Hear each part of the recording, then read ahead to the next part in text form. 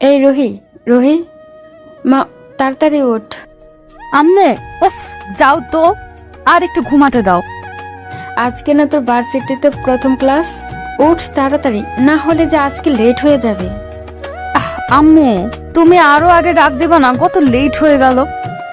যা, বেশি কথা না বলে ফ্রেশ হয়ে আয়, আমি নিচে খাবার রেডি করে গিয়ে।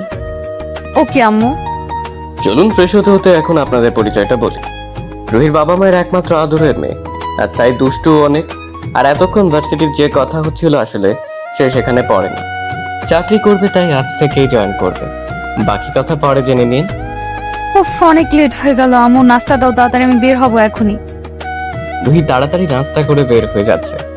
আজকে সে গাড়ি নিবে না, রিক্সা করে যাবে। যেই ভাবা সেই কাজ। রিক্সা করে যাচ্ছে আর ভার্সিটির কাছাকাছি আসতে একটা গাড়ি এসেই রিক্সার সাথে লাগিয়ে দিল। রুহি টাল সামলাতে না পেরে পড়ে যায়। হঠাৎ রাগ উঠে গেল যেই না কেউ একজন গাড়ি থেকে বের হলো। অমনি রুহি গিয়ে ঠাস ঠাস করে দুইটা থাপ্পড় দিল। তারপর ছেলেটা খুব রেগে যায় আর বলতে লাগলো, তোমার সাহস কি করে হয় আমার গায়ে হাত দেওয়ার, এই নীল আহমেদের গালে থাপ্পড় মারার? আমাকে চেনো তুমি, মিডিল ক্লাস গার্ল? ওই চুপ, আস্তে।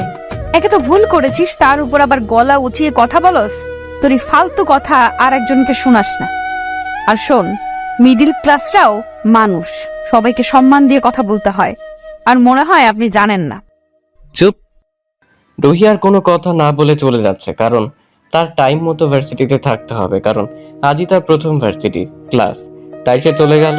আর এদিকে নীল রাগে ওখান থেকে আর না দাঁড়িয়ে সোজা গাড়ি নিয়ে ভার্সিটির দিকে যাচ্ছে। এখন আপনাদের নীলের পরিচয় দেওয়া যায়। নীল বাবা মায়ের একমাত্র সন্তান, খুব রাগী ও জেদি, যা বলবে তা করে ছাড়বে। ওর বাবা দেশের নাম্বার 1 বিজনেসম্যান, তার সাথে অনেক টাকার মালিক ওরা। আর মা বাবার একমাত্র ছেলে দেখে কেউ কিছু বলেনি কোনোদিন, যা চেয়েছে সবসময় তাই পেয়েছে। অতি আদর পেলে যা হয় আর কি, ওর বেলাও তাই। আরো দেখতে সেই রকম হ্যান্ডসাম, যে কোনো মেয়ে দেখেই ওর প্রেমে পড়তে বাধ্য। আর রুহিও কম সুন্দরী না, তাকে দেখেও যে কোনো ছেলে পাগল হতে বাধ্য। তো নীল ভার্সিটিতে এসে গেছে, আর তার সাথে সাথেই সব ওর দিকে চেয়ে আছে। কিন্তু নীল সবার দিকে তাকায় না, সবাইকে উপেক্ষা করতে করতে ক্লাসে এসে পড়ে। আর রাস্তার মাঝে রুহির সাথে ওই ঘটনার পর ও এখন রেগে আছে। যদিও এখন ওকে পেত, তাহলে কি করতো নিজেও জানে না। হঠাৎই প্রিন্সিপাল স্যার আসে, আর সাথে রুহি। ওরা দুজনই অবাক, আর সাথে সাথে বলে উঠলো, আপনি? আপনি? সবাই অবাক। আর প্রিন্সিপাল তখন বলে, রুহি, এনিথিং রং? আর তোমরা কি আগে থেকেই পূর্ব পরিচিত নাকি? তখনই আমরা দুজনই আবার একসাথে বললাম না স্যার। আবার সবার দৃষ্টি আমাদের দিকে, তাই প্রিন্সিপাল বললেন, স্টুডেন্ট সবাই কেমন আছো? জি স্যার, ভালো। আপনি? আমিও ভালো আছি। ওনার সাথে পরিচয় হয়ে নাও। উনি হলেন তোমাদের নিউ কেমিস্ট্রি টিচার, নাম রুহি চৌধুরী। আচ্ছা, আমি আসি, আপনি ওদের সঙ্গে পরিচয় হয়ে নিন। স্যার চলে যাওয়ার পর রুহি সবার উদ্দেশ্যে বলল, আমার তো পরিচয় তোমরা সবাই পেলে, এখন তোমাদেরটা বলো। একে একে সবাই নাম বলল, কিন্তু আমাদের গল্পের নায়ক এক ধ্যানে কি সব যেন ভাবছে। রুহি তখন ওর সামনে গিয়ে দাঁড়ায় আর ওকে ডাক দেয়, তবুও কোনো সাড়া না দেওয়ায় রুহি রেগে যায়। আর জোরে চিৎকার দেওয়ার সাথে সাথে নীল এর হুঁশ ফিরে, আর সে বলতে থাকে, এই মেয়ে আস্তে আস্তে এখানে দাঁড়িয়ে চিৎকার দিচ্ছ কেন? কি বললে? আমি তোমার ম্যাডাম হই, সম্মান দিয়ে কথা বলো। নীল আশেপাশে তাকিয়ে দেখে সবাই ওর দিকে চেয়ে আছে। ও রাগ কন্ট্রোল করে বলল, সরি ম্যাম। এবার বলো তোমার। আমার নাম নীল আহমেদ। আর রুহি ওকে আর কোনো কথা না বলতে দিয়ে থামিয়ে দেয় আর বলতে থাকে, এবার বসতে পারো, আর কিছু বলতে হবে না। নীল বসে পড়ে আর খেয়াল করে রুহির দিকে। সকালে নীল রুহির দিকে ভালো মতো না তাকলে ও এখন ভালো মতে তাকিয়ে দেখে গ্রাস না বাস, যেটাই হোক খাইছে আর প্রেমেও পড়ে গেছে। নীল রুহিকে দেখে কল্পনার জগৎ উড়ে বেড়াচ্ছে, আর রুহি ওকে এভাবে দেখে জোরেই নীল বলে ডাক দিল। আর নীলের হোশ ফিরল, সাথে সাথে রুহি বলতে লাগলো, get out of my class. মনোযোগ থাকে কোথায় তোমার? বের হও আমার ক্লাস থেকে। নীলেতে প্রচুর অপমান বোধ মনে করলো নিজেকে, আর বের হয়ে গাড়ি নিয়ে খুব জোরে চালিয়ে চলে গেল। আর ওই সে নীল যাওয়ার পর মনে মনে একটু শান্তি অনুভব করলো, আর ক্লাস নিয়ে বাসায় চলে গেল। আর অন্যদিকে নীল রাগে খুব জোরে গাড়ি চালিয়ে চলে এলো আর ইচ্ছে মতো ড্রিঙ্কস করতে লাগলো। আর মনে মনে প্রতিজ্ঞা করলো রুহির দেওয়া অপমানের জবাবও দিবে। তা যেভাবেই হোক। আর তারপরেই অনেক রাত করে সে বাসায় গেল। নীলের বাবা মা খুব টেনশনে ছিল, কিন্তু যখন নীলকে ওরা দেখে তখন তারা আরও টেনশনে পড়ে যায়, কারণ নীল কোনোদিন এত রাত পর্যন্ত কোনোদিন বাইরে থাকেনি। আর তার উপর সে ড্রিঙ্কস করেছে, তা আবার একটু না, অনেক বেশি। কিন্তু মা বাবা তাকে কোনো কিছু বলার সাহস পেল না, কারণ কিছু বললেই কি থেকে কি করে ফেলবে তা সে নিজেও জানে না। আর অন্যদিকে রুহি বাসায় গিয়ে খুব শান্ত হয়ে গেল আর ভাবছে কি ওই শয়তান নীলের থেকে দূরে দূরে থাকবে। পরের দিন সকাল সকাল রুহি খুব তাড়াতাড়ি ঘুম থেকে ওঠে আর ভার্সিটি যাওয়ার জন্য রেডি হয়ে নিচে যায়। আর তখন এর বাবার সামনে, আর তিনি বলেন, কিরে মা, আজ এত সকালে কই যাস? বাবা, তোমাকে বলেছিলাম না আমি একটা ভার্সিটিতে জবের অফার পেয়েছি, সেখানেই যাচ্ছি। আজকে একটু তাড়া আছে। মা, তোকে তো বলেছি জব করার কোনো দরকার নেই। আমার কি টাকা পয়সা কম আছে? তার চাইতে বিয়েটা করে নে, না হলে আমার অফিসটা সামলা। উফ বাবা, বললাম তো আমি বিয়ে করব না, আর তোমার অফিসে যাব, বাট আরো 1 বছর পর। আমি এখন প্রস্তুত না। আচ্ছা বাবা, আমি গেলাম, আমার আবার লেট হচ্ছে। বাই বাবা। আম্মু, আমি আসি। আরে নাস্তাটা তো করে যা। ক্যান্টিনে গিয়ে খেয়ে নিব। আর ওদিকে নীল আগে থেকেই কলেজে এসে বসে রয়েছে কখন ম্যাডাম আসবে তার জন্য। আরও হঠাৎই দেখতে পেল একটা দামি গাড়ি ওদের কলেজে ঢুকছে, আর তা থেকে ম্যাডাম মানে রুহি বের হচ্ছে। আরও তা দেখে শকড। আর তার সাথে আজকে রুহিকে অনেক সুন্দর লাগছে, আর তা দেখে সবাই ম্যাডামের দিকে হা হয়ে তাকিয়ে আছে। আর নীল সে তো আবার রুহির প্রেমে হাবুডুবু খাচ্ছে। আর তখনই ওর এক ফ্রেন্ড বলে ওঠে, দোস্ত, বিয়ে করলে ম্যাডামকেই করব। ম্যাডাম যা সুন্দরী, উফ, আমি তো ম্যাডামের প্রেমে পড়ে গেলাম। চুপ শালা, ভাবি হয়তো, বুঝলি? মানে বুঝলাম না। তারপর নীল ওকে শুরু সব বলল আর বলতে লাগলো কাহিনী। এবার বুঝেছিস? শালা। আর তখন তো আমি এমনিতেই বললাম, কারণ তোর কাছে থেকে তো আর সহজে আর কথা বের করতে পারি না।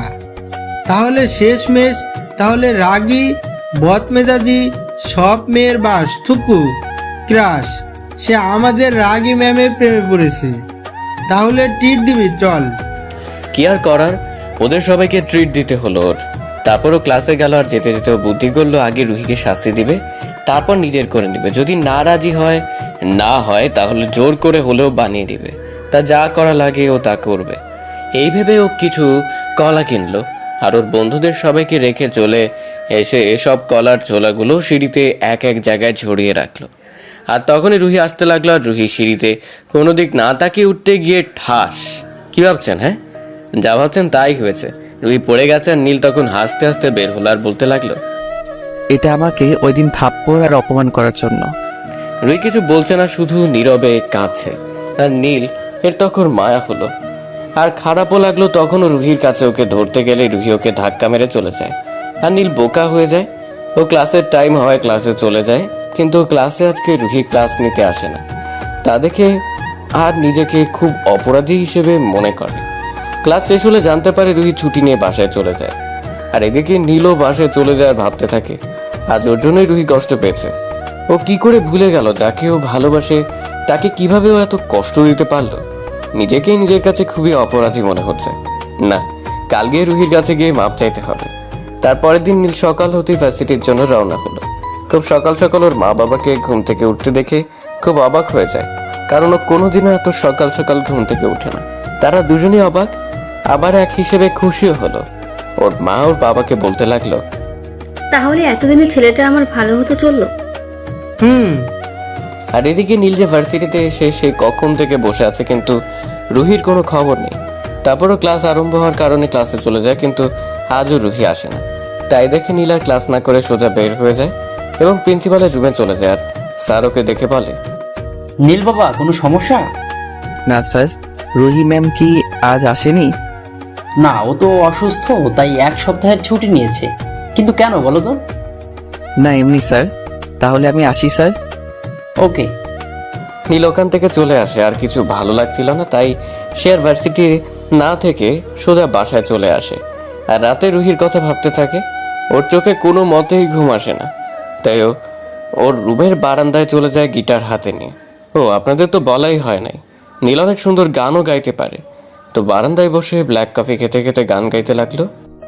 দেখছি চেয়ে চেয়ে তোমাকে যত, স্বপ্নে ধীরে ধীরে ডুবেছি তত, তোমারই ভাবনায় যায় দিন রাত। আমার এই কবি বোন তোমাকে চাই কবিতায়। এসো না হৃদয়ে ডেকেছি তোমায়, দেখো না তোমাকে রেখেছি কোথায়। নীল গান শেষ করে রুহির কথা ভাবতে ভাবতে ওই জায়গায় বসে বসে ঘুমিয়ে পড়ে। পরের দিন সকালে নীল নিজেকে ওই জায়গায় আবিষ্কার করে, নিজে নিজে হেসে দেয়। ভাই ওরা কেউ তোরা পাগলা গারদে দিয়ে হালায় পাগল হইয়া গেছে। নীল ওর কিছু বন্ধুদের রুহির খোঁজ নেওয়ার জন্য এবং ওর সব ডিটেলস জানার জন্য ওর কিছু বন্ধুদের বলেছিল, এবং ওরা কিছুক্ষণ আগেই সব ইনফরমেশন পেয়ে গেছে। এখনও রেডি হয়ে নিচে যাচ্ছে। আজ শিওর যে কোনো মেয়ে ওকে দেখে প্রেমে পড়তে বাধ্য, যা হ্যান্ডসাম লাগতেছে না ওকে, আর বিবরণ আর নাইরি। সো আজ সব চাইতে দামি গাড়িটা নিয়ে বের হচ্ছে। নীল আহমেদ সে তো আর কম দামি গাড়ি নিয়ে কোনো জায়গায় যেতে পারে না। এখন নীল একসাথে দুইটা কাজ করতে যাচ্ছে, এক রুহিকে দেখতে, ওর সাথে কথা বলতে, আর 2 নাম্বারটা পরে জেনে নেবেন গল্প পড়তে পড়তে। 2 ঘন্টার মধ্যে ওর গন্তব্যে চলে আসে। অবশ্য নিজেই ড্রাইভ করে আসছে। নীল গেটের ভিতর ঢুকে গাড়ি পার্ক করার জায়গায় গাড়িটা পার্ক করলো, আর তারপর বিয়ে বাড়িতে যতগুলো মেয়ে ছিল সব ওর দিকে এমনভাবে তাকিয়ে আছে যে কাছে পেলে ওকে এখনই আইসক্রিম বা চকলেটের মতো করে খেয়ে ফেলতো। কিন্তু আফসোস নীল এই দুইটার কোনোটাই না। নীল ভেতরে ঢুকতে ঢুকতে সব মেয়েদের দিকে একবার চোখ বুলিয়ে গেল, কারণ সব মেয়েরা মনে হয় স্ট্যাচু হয়ে গেছে। যেমন ওকে দেখে দাঁড়িয়ে পড়েছিল তেমনি সবাই এখনো আছে। নীল হালকা একটা হাসি দিয়ে ভেতরে ঢুকে গেল। নীল ভিতরে ঢুকে ওর বন্ধুর বোনের সাথে দেখা করে নিল, মানে যার আজকে বিয়ে। আপনারা মনে হয় কিছু বুঝতে পারেন নাই, দাঁড়ান আমি বুঝিয়ে বলছি। যখন রুহির খোঁজ নিতে ওর বন্ধুদের বলে, তখন কল কাটার পরে ওর আর এক বন্ধু ওকে তার বোনের বিয়েতে দাওয়াত দেয়। ও বলে দেখছি, তারপর কল কেটে দেয়। আর এর মধ্যে নীলের বন্ধুরা কল দিয়ে ওকে জানায় যে রুহি কাল ওরই বন্ধুর বোনের বিয়ে বাড়িতে যাবে। নীলকে আর কে পায়, সে তো খুশির ঠেলায় বিছানা রেখা বিছানায় নিচে গড়াগড়ি খায়, মানে সোফায়। আর তারপর ওর বন্ধুকে কল করে জানিয়ে দেয় ও কালকে আসছে। তারপরে কাহিনী তো আপনারা জানেনই, তা আর নাই বলি, চলুন গল্পে ফেরা যাক। আর তারপরেই নীল রুহিকে খুঁজতে লাগলো, আর একটা জায়গায় এসে থেমে পড়লো। সামনের সোফায় বসে রুহি জুস খাচ্ছিল। ওকে দেখে নীল যেন চোখ ফেরাতে পারলো না। রুহি কালো কালারের একটা শাড়ির সাথে ম্যাচিং করা অর্নামেন্টস, ঠোঁটে গোলাপি লিপস্টিক, চোখে কাজল। উফ, যা লাগতেছে না, নীল তো চোখই ফেরাতে পারছে না। রুহি জুস অর্ধেক খেয়ে রেখে ওয়াশরুমে চলে গেল, আর তখনই নীল দৌড়ে গিয়ে ওর অর্ধেক রাখা জুসটুকু খেয়ে নিল। তখন ওর যেন মাথায় রুহির নেশা চেপে গেল। ওর ঠোঁট মন যেন অন্য কিছু চায়। তাই সে আস্তে করে ওর ওয়াশরুমের পাশের বারান্দায় গিয়ে অপেক্ষা করতে লাগলো। আর ওই বের হওয়ার সাথে সাথে ওকে একটা অন্ধকার রুমে নিয়ে গেল। আর ওই চিৎকার দিবে যে তারও কোনো উপায় নেই, কারণ নীল ওর মুখ চেপে ধরে রেখেছিল যাতে ও চিৎকার না দিতে পারে। এর মধ্যে রুহি খুব জোরে নীলের হাতে কামড় দিয়ে বসলো, আর নীল কামড়কে সাথে সাথে ওর হাত রুহির মুখ দিয়ে সরিয়ে ফেললো আর বলতে লাগলো, তোমার মাথা খারাপ হয়ে গেছে, কামড় দিলে কেন? কে তুমি? আর আমাকে এখানে জোর করে নিয়ে এলে কেন? হে বিউটিফুল, আমি নীল। খুব জোরে ওকে ধাক্কা মেরে বলতে লাগলো, don't cross your limit Neel, I am your ma'am, so respect me. এই বলেও যেতে ধরলে নীল ওকে ধরে কিস করে বসলো। রুহি একটু বেশি জোরে ওকে ধাক্কা মেরেছিল, যার কারণে ও নিজের রাগ কন্ট্রোল না করতে পেরে আর দেখে ওকে আঘাত দিয়েই ও চলে যাচ্ছে, তাই ও সরাসরি কিস করে ফেললো। টানা 5 মিনিট ধরে কিস করেই চলছে। আর এদিকে রুহির ছোটার জন্য ওকে কিল ঘুষি সব দিয়ে যাচ্ছে আর ধাক্কাও দিচ্ছে, কিন্তু চুল পরিমাণ ওকে সরাতে পারলো না। আরে বহিন, সরাবি কেমনে? প্রতিদিন জিম করে 6 প্যাকওয়ালা বডি এত সোজা নাকি সরানো? নীলা এখন ওকে কিস করেই চলেছে, ছাড়ার কোনো নামগন্ধ নেই। আরে আরে ভাই, ছাড় ছাড়, মায়াটারে কি মায়েরা ফালাবি নাকি? হঠাৎই রুহির চোখের পানি রুহির গালপে নীল হাতে গিয়ে পড়লো। নীল রুহিকে ছেড়ে দিল, আর তার সাথে সাথে রুহি নীলের গালে খুব জোরে 2টা থাপ্পড় লাগিয়ে দিল। রুহি কান্না করতে করতে ওখান থেকে চলে গেল। নীল যেন কথা বলার ভাষা হারিয়ে ফেলছিল। নীরবে চোখের কোণা দিয়ে অশ্রু পড়তে লাগলো। নীল ওখানে আর এক মুহূর্ত না দাঁড়িয়ে সোজা বের হয়ে চলে গেল। সোজা গাড়ি নিয়ে নদীর পাশে এসে বসে একাধারে একটার পর একটা সিগারেট খেয়েই চলছে, আর চোখ দিয়ে অশ্রুতা পড়তেই আছে। তার কোনো থামাথামি নেই। নীলের রাগে পুরো গা জ্বলে যাচ্ছে। আর এদিকে নীলকে ওর বন্ধু, ওর বাবা একের পর এক কল দিয়ে যাচ্ছে। অবশেষে ওর মার কল রিসিভ করলো, আর ওর মা বলতে লাগলো, কিরে তুই কোথায়? বাসায় কেন আসছিস না? একটু পর আসছি বলেই কল কেটে দিল নীল। আর কল কাটার সাথে সাথে ওর বন্ধু জীবনের কল আসলো। নীল, কোথায় তুই? এসেই হঠাৎ করে কোথায় চলে গেলি? আর আসবি না নাকি তুই?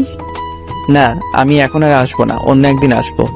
হঠাৎ একটা কাজ পড়ে গেল, তাই আমার চলে আসা লাগলো। সরি রে দোস্ত। আচ্ছা এই ব্যাপার, ওকে বাই। Okay bye. যার বোনের বিয়ে থেকে ও না বলে চলে আসলো। তারপর নীল গাড়ি নিয়ে বাসার দিকে যাওয়া ধরলো, আর এদিকে রুহিও বিয়ে বাড়ির অনুষ্ঠান শেষ করে বাসার দিকে রওনা হলো। কিন্তু বিপত্তি বাজলো মধ্য রাস্তায় রুহির গাড়িটা গেল নষ্ট হয়ে, আর ওর সাথে ড্রাইভারও আনেনি।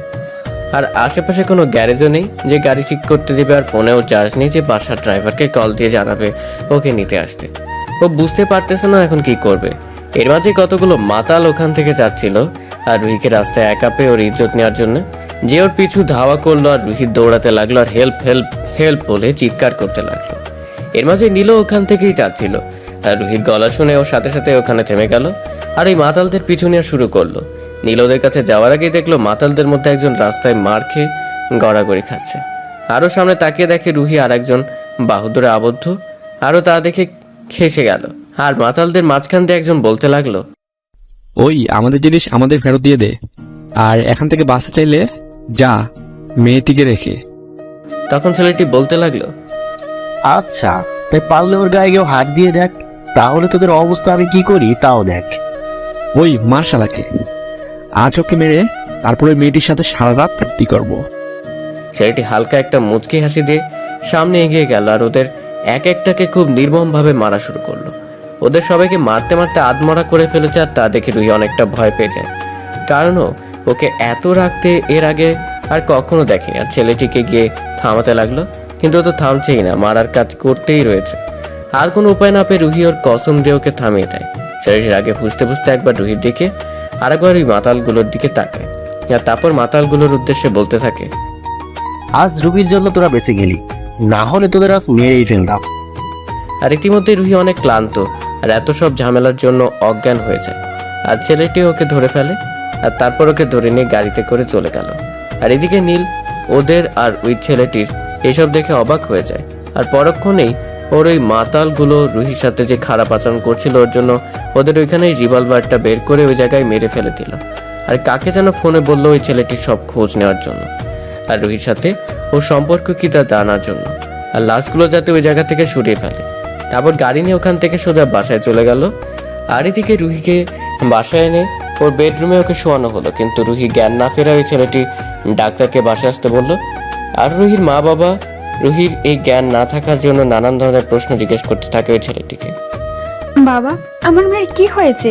ও অজ্ঞান কেন? বলছি। তারপরও ঘটে যাওয়ার সব ওদের বলল। তা বাবা, আমার মেয়েটার তো কিছু হয়নি তো? না আন্টি, আমি থাকতে ওর কোনো ক্ষতি আমি হতে দেবো না। এর মধ্যেই ডাক্তার আসলো, আর রুহিকে দেখে বলল, ভয়ের কোনো কারণ নেই, খানিকটা ভয় পেয়েছে তাই অজ্ঞান হয়ে গেছে, কাল সকালের মধ্যেই ঠিক হয়ে যাবে। ওকে ডাক্তার। ডাক্তার যাওয়ার পর ছেলেটিকে রুহির মা বলতে লাগলো, তাহলে আমি রুম দেখিয়ে দিচ্ছি, ফ্রেশ হয়ে এসো, আমি তোমার জন্য খাবার দিচ্ছি। না আন্টি, আমি বাইরে থেকে খেয়ে এসেছি, এখন খাবো না, এখন ফ্রেশ হয়ে ঘুম দেবো একটু। আচ্ছা বাবা। অতঃপর সবাই নিজ নিজ রুমে এসে ঘুম দিল। আর অন্যদিকে নীল বাসায় ঢুকতে ওর মা ওকে খাওয়ার জন্য ডাকলো, কিন্তু বলল ও খাবে না। ওর মার দিকে তাকিয়ে ওর মা ওর দিকে খেয়াল করে দেখলো ওর চোখ পুরো লাল, যেন এখনই চোখ দিয়ে আগুন বের হবে। ওর মা ওকে আর কিছু বললো না, আর নীল সোজা ওর রুমে গিয়ে দরজা আটকে গিটারটা নিয়ে বারান্দায় বসে গান গাওয়া ধরলো। তুমি আর তো কারো নও, শুধু আমার, যত দূরে সরে যাও রবে আমার। তারপর ওর বেডে গিয়ে শুয়ে পড়লো ক্লান্ত থাকার কারণে। শোয়ার সাথে সাথে ঘুমিয়ে পড়েছে। রুহির খুব সকালে ঘুম ভেঙে গেল, আর ও বাসায় ওর বিছানায় আসলো কিভাবে ভাবতে লাগলো। আর এর মধ্যেই ওর মনে পড়ে গেল কালকে রাতের সব কথা। আর তারপর উঠে ফ্রেশ হতে ওয়াশরুমে চলে গেল, আর ওয়াশরুম থেকে বের হতেই ওর দরজায় নক করলো। ও গিয়ে দরজা খুলে দিতে দেখে হৃদয় দাঁড়িয়ে আছে, মানে ওই ছেলেটি। ও গিয়ে ওকে জড়িয়ে ধরলো। আরে আস্তে আস্তে, কফি পড়ে যাবে তো। ও আস্তে করে ওকে ছেড়ে দিল খানিকটা লজ্জা পেয়ে। তারপর রুহি হৃদয়কে ধন্যবাদ দিল কালকে ওকে বাঁচানোর জন্য। আরে আমার জায়গায় অন্য কেউ হলেও আমি যে কাজটি করেছি তা অন্য কেউ করতো। তা ভিতরে আসতে বলবে না, নাকি রুমের বাইরেই দাঁড়া করিয়ে রাখবে? ও হ্যাঁ, আসো ভেতরে। এই না তোমার কফি। ধন্যবাদ। তা হঠাৎ আমেরিকা থেকে চলে আসলে যে, আর আমাকে একবারও বললাও না কেন বলো তো? আরে আমি তো চাইছিলাম তোমায় সারপ্রাইজ দিব, কিন্তু আমি তো নিজেই এসে সারপ্রাইজ হয়ে গেছিলাম। আর তারপর তুমি অজ্ঞান, আমি তো ভয় পেয়ে গেছিলাম। আসলে কালকে গাড়িটা খারাপ হওয়ার জন্যই সব গন্ডগোল হয়ে গেল। আচ্ছা থাক, বাদ দাও। তা কোথাও যাবে নাকি এখন? ভার্সিটিতে যাব। কেন? আসলে তোমাকে বলাই হয় নাই, আমি একটা ভার্সিটি টিচার হিসেবে জয়েন করেছি, আর কয়েকদিন হলেও ছুটি নিয়ে বাসায় আছি, তাই আজকে যেতে হবে। ও আচ্ছা, তাহলে ভার্সিটি ক্লাস শেষ হবে কয়টায়? তাই বলো, আমি চলে আসবো, আর তারপর দুজন মিলে খুব ঘুরবো। ওকে? ওকে, এই সময়ে চলে আসবা। ওকে, আচ্ছা বাই। Okay bye. তারপর রুহি গাড়ি নিয়ে ভার্সিটির জন্য বের হয়ে গেল। আর এদিকে নীলের ঘুম ভাঙলো, ও উঠে ফ্রেশ হয়ে বাসা থেকে বের হয়ে গেল। গাড়ি ড্রাইভিং করতে করতে রুহির কথা ভাবতে ভাবতে ক্যাম্পাসে চলে আসলো। আর এসেই গাড়ি পার্ক করে বের হতেই ওর বন্ধুদের ডাকে ওদের আড্ডায় চলে আসলো। আর এসে বসতেই ওর বন্ধুরা বলতে লাগলো, নীল, কি খবর তোর? তোর তো আজকাল কোনো খবরই নেই। বলেই দৌড় দিল ওর বন্ধুর পিছনে নীল। আর দৌড়াতে দৌড়াতে নীল গিয়ে ধাক্কা খেলো একটা মেয়ের সাথে। আর সাথে মেয়েটি পড়ে যেতে নিলে নীল ধরে ফেলে। আর মেয়েটি এক দৃষ্টিতে ওর দিকে তাকিয়ে থাকে। মেয়েটি বলে, আপনি ঠিক আছেন? ও হ্যাঁ, ধন্যবাদ। আই এম রিয়েলি সরি, আসলে আমি খেয়াল করি নাই। না সমস্যা নেই। আচ্ছা, আপনার নামটা জানতে পারি? শিওর, আমি নীল। আপনি? আমি নীলা। আচ্ছা ভাই, আপনার সাথে পরে কথা হবে। এই বলে নীল ওখান থেকে চলে আসে, কারণ ও মেয়েটির সাথে কথা বলার সময় খেয়াল করলো রুহি উপর দিয়ে যাচ্ছে, তাই সময় নষ্ট না করে চলে গেল। নীল রুহির কাছে গিয়েই ওকে ওর নাম ধরে ডাক দিল। এটা শুনে রুহি নীলের দিকে রাগী চোখে তাকালো। আর তারপর নীল নিজেকে সামলে বলতে লাগলো, সরি ম্যাম, কিছু কথা ছিল। বলো। এখানে না, একটু সাইডে গিয়ে কথা বলতে চাইছিলাম। রুহি বিরক্তিকর একটা ভাব নিয়ে বলতে লাগলো। আচ্ছা চলো। রুহির সামনে দাঁড়িয়ে বলতে লাগলো, আসলে ম্যাম, আমি ওই সব দিনের জন্য সরি, আমাকে প্লিজ মাফ করে দিবেন। রুহি কিছু একটা ভেবে বলে, আচ্ছা ঠিক আছে, যাও, মাফ করে দিলাম। Thank you ma'am. রুহি ওর দিকে তাকাতেও হাত সরিয়ে নিল আর বলতে লাগলো, সরি ম্যাম। যাও, ক্লাসে যাও। নীল ওখান থেকে ক্লাসে চলে আসতেই ওর বন্ধু বলতে লাগে, কি মামা, প্রেম কেমন চলতেছে? দূর, এখন পর্যন্ত তো প্রপোজই করলাম না। আগে থেকে প্রপোজ কর, না হলে পাখি অন্যজন কিন্তু হাত দিয়ে দিতে পারে। বলে ক্লাসে চলে গিয়ে বসলো। আর তার সাথে সাথেই স্যার ওর পিছে পিছে ক্লাসে ঢুকে পড়ল। ও মনোযোগ সহকারে স্যারের কথা শুনছিল, কিন্তু ওর দিকে কেউ তাকিয়ে রয়েছে তা আর ও খেয়াল করেনি। এর মধ্যেই স্যার বলতে লাগলো, এই মেয়ে দাঁড়াও। স্যার পিছনে কাকে যেন উদ্দেশ্য করে বলল। এর মধ্যেই সবাই পিছনে তাকিয়েছে, শুধু আমি বাদে। এই মেয়ে, কি হলো? এখনো দাঁড়াও না কেন? কেউ দাঁড়ায়নি এখন, তাই এবার স্যার একটু চিৎকার দিয়ে বলল, এই মেয়ে, জি জি জি স্যার, আমাকে কিছু বলছেন? তোমার মনোযোগ কোথায়? দেখছি কতক্ষণ ধরে দরজার দিকে তাকিয়ে আছো, আর আমি কত ডাক দিলাম, একটা কথার উত্তর দিলে না। বলো, তোমার নাম কি? সরি স্যার, আর আমার নাম নীলা, নতুন ভর্তি হয়েছি। আজকের মতো মাফ করে দিলাম, পরে জানো আর এমন না হয়। Okay sir. এই বলে বসে গেল। আর এদিকে নীলকে ওর বন্ধু বলতে লাগলো, আরে এটা না, সকালের মেয়েটা যার সাথে তুই ডাকা খেয়েছিলি। তা দেখ, মেয়েটা কিন্তু দেখতে সুন্দর, চাইলে প্রেম করতে পারিস কিন্তু। দূর, বাদ দে তো। তুই জানিস আমি শুধু রুহিকে ভালোবাসি। বুঝছি। বুঝলে চুপ থাক। অতঃপর স্যার চলে যাওয়ার পর রুহি ক্লাস নিতে আসে। আর নীল সে তো তার মায়াবতীর দিকে একভাবে তাকিয়ে আছে, যেন কতদিন ধরে দেখেনি। ঠিক সেইভাবে রুহি ওদের ক্লাস নিতে নিতে অনেকবার ওর দিকে খেয়াল করলো, কিন্তু কিছু বলল না ও। আর এদিকে নীলাও খেয়াল করলো নীল ম্যাডামের দিকে এক দৃষ্টিতে চেয়ে আছে, আর ম্যাডামও ওর দিকে বারবার চাইছে। ওর সহ্য হচ্ছিল না, কারণ ও যে নীলকে ভালোবেসে ফেলেছে। তাই অপেক্ষা করতে লাগলো কখন এই ক্লাসটা শেষ হবে, আর ও তারপরে ওকে ওর মনের কথা জানাবে। অবশেষে ক্লাস শেষ হওয়ার সাথে সাথে ম্যাডাম অর্থাৎ রুহি বের হয়ে গেল, আর তারপরে সব স্টুডেন্টও বের হতে লাগলো। তাই নীল আর রুহির সাথে সাথে বের হতে পারলো না। আর পিঠের দিকে দিয়ে নীলা ডাক দিল। ও পিছনে তাকিয়ে আবার সামনে চলে গেল, কারণ ওর একটাই এখন কাজ, রুহির সাথে কথা বলা। তাই ও আর দেরি করলো না। আর এদিকে নীলের পিছু নিল যে আজই ওকে প্রপোজ করবে। নীল বের হতেই দেখলো সামনে সেদিন রাতের ওই ছেলেটা দাঁড়ানো, মানে হৃদয় দাঁড়ানো। ওকে দেখে নীল রেগে গেল, তাই রুহি যেই যাওয়া ধরলো ওদিকে তখনই নীল রুহিকে ডাক দিল। রুহি ফিরে ওর দিকে তাকানোর সাথে সাথে ও কাছে গিয়ে বলতে লাগলো, এই ছেলেটা কে? তোমার জানার কোনো দরকার নেই। দরকার আছে, কারণ আমি তোমাকে ভালোবাসি। কিন্তু আমি বাসি না, আর আমাদের মাঝে বয়সের অনেক গ্যাপ। আর তুমি আমার ছোট, প্লাস আমার ছাত্র। আমার কোনো সমস্যা নেই তাতে, আমি তবুও তোমাকে চাই। দেখো, রুহি কথা বলা শেষ হতে না হতেই হৃদয় রুহির কাছে চলে আসলো আর বলতে লাগলো, রুহি কোনো সমস্যা? না চলো। ওকে চলো। হৃদয়ের কাছে রুহি আর নীলের ব্যাপারটা ঠিক সুবিধার মনে হলো না, তাই ও ভাবছে আজকেও রুহিকে ওর ভালোবাসার কথা জানাবে। আর নীল যে জায়গায় দাঁড়ানো ছিল ঠিক ওই জায়গায় দাঁড়িয়ে রইলো, আর সাথে সাথে ফোন দিয়ে ওদের পিছু নিতে বলছে ওর একজন লোককে। কল কেটে পিছনে ফিরতে দেখে সব স্টুডেন্ট একসাথে আছে আর নীলা ওদের সামনে। নীল সবাইকে এক সাইড দিয়ে যাওয়া ধরলে নীলা ওকে ডাক দেয় একটু জোরেই। নীল পিছনে ফিরে বলে, আমায় কি কিছু বলবে? কিছু বলার ছিল। ওকে বলুন। সাথে সাথে নীলা মাটিতে বসে ওকে প্রপোজ করে ফেলল। নীল ওকে বলল, সরি, আমি আপনাকে ভালোবাসতে পারবো না। কেন পারবে না? আমি কি দেখতে খারাপ? না আমার ভিতরে কিছু কমতি আছে যে আমাকে ভালোবাসতে পারবে না? বলো নীল, বলো। আমি আপনাকে ভালোবাসতে পারবো না, বুঝতে পারছেন? আর আপনার সবকিছুই ঠিক আছে, কিন্তু আমি আপনাকে ভালোবাসতে পারবো না। আমি অন্যজনকে ভালোবাসি, যাকে নিজের জীবন ভাবি, তাই আমি সরি।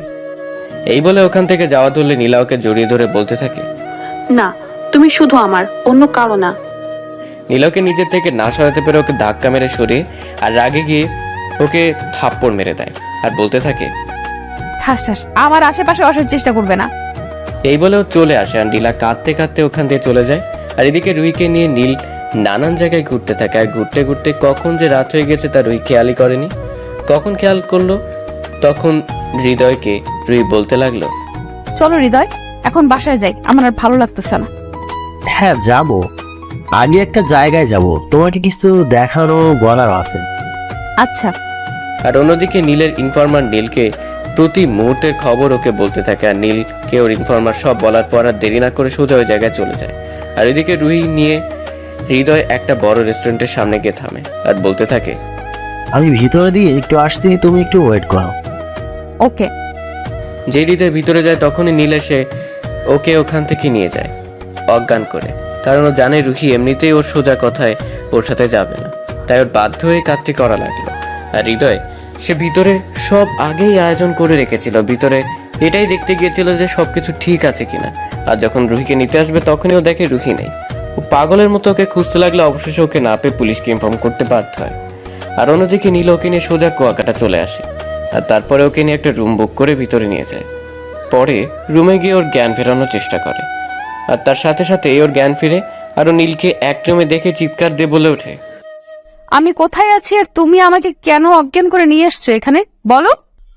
কেন আমার সাথে কথা বললে দোষ, দেখা করলে ক্ষতি, আরও যখন তোমাকে নিয়ে ঘুরে বেড়াই তখন তো খুব মজা পাও, তাই না? আর আমি ভালোবাসার কথা বললেই দোষ? কেন, আমাকে কি ভালোবাসা যায় না? আমার কোন দিক দিয়ে কোনো কিছু কম আছে নাকি? বিশ্বের 1 নাম্বার বিজনেসম্যানের ছেলে আমি, আর আমার জন্য সব মেয়ে পাগল, আর আমি শুধু তোমার জন্য পাগল।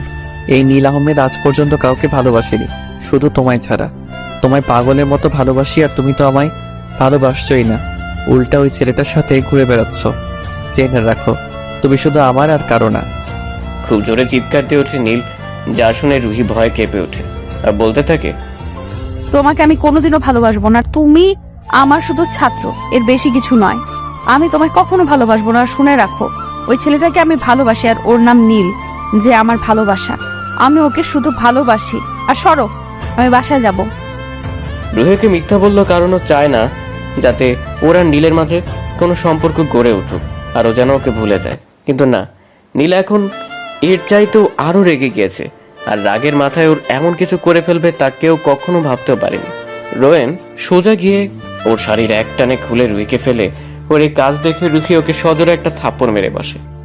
ঠাস ঠাস। এতে করে নীল আরও রেগে যায়, আর নীল রেগে গেলে ওর কোনো কিছুতেই হুঁশ থাকে না। ও মানুষ থেকে পশুতে রূপান্তরিত হয় তখন, যাকে এক কথায় বলে মানুষ নামে পশু।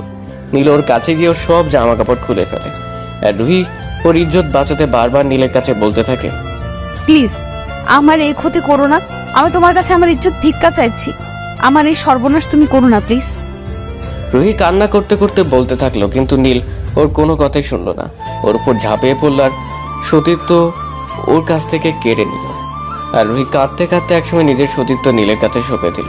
রুহিকে মধ্যরাতের দিকে নীল ছেড়ে দিল। আর এদিকে রুহি কাঁদতে কাঁদতে ভাবতে লাগলো, নীল আজ ওর সাথে কি করলো? ও সব কেড়ে নিল, ওকে ধর্ষণ করলো। হ্যাঁ, নীল ওকে অবৈধভাবে ধর্ষণ করলো। আর একটা সময় ও কাঁদতে কাঁদতে ঘুমিয়ে পড়লো। খুব সকালে নীলের ঘুম ভাঙলো আর ও চোখ খুলে দেখতে পেল ও রুহিকে খুব শক্ত করে জড়িয়ে ধরে আছে। আর ওই বাচ্চাদের মতো ঘুমিয়ে রয়েছে। আর রুহির দিকেও তাকিয়ে দেখলো ওর গায়ে একটাও কাপড় নেই। নীলের কালকে রাতের কথা মনে পড়তেই নিজেকে নিজেই দোষারোপ করা শুরু করে। কি করেও পারলো ওর ভালোবাসাকে কষ্ট দিতে? কি করেও তাকে ধর্ষণ করলো? নিজেকেই নিজে বলতে লাগলো, ছি, আমি মানুষ না, আমি জানোয়ার। আমার ভালোবাসাকে শেষ পর্যন্ত এটা আমি কি করলাম? নীল একটু নড়ে জড়ে উঠতেই রুহির ঘুম ভেঙে গেল। আর উঠেই নীলকে বলতে লাগলো, সারা রাত আমার সাথে ওসব করে স্বাদ মেটেনি, তাহলে এখন আবার নিজের স্বাদ মেটাও। আমায় নাকি ভালোবাসো? এই তোমার ভালোবাসার নমুনা? ছি, আমার ভাবতেই ঘৃণা লাগছে। তুমি এমন নীচ একটা মানুষ। নীল কিছু বলছে না, শুধু শুনে গেল, কারণ রুহির প্রত্যেকটা বলা কথাগুলো সত্যি। আজ ওর রাগের কারণে ওর ভালোবাসার ইজ্জত নষ্ট করে ফেললো।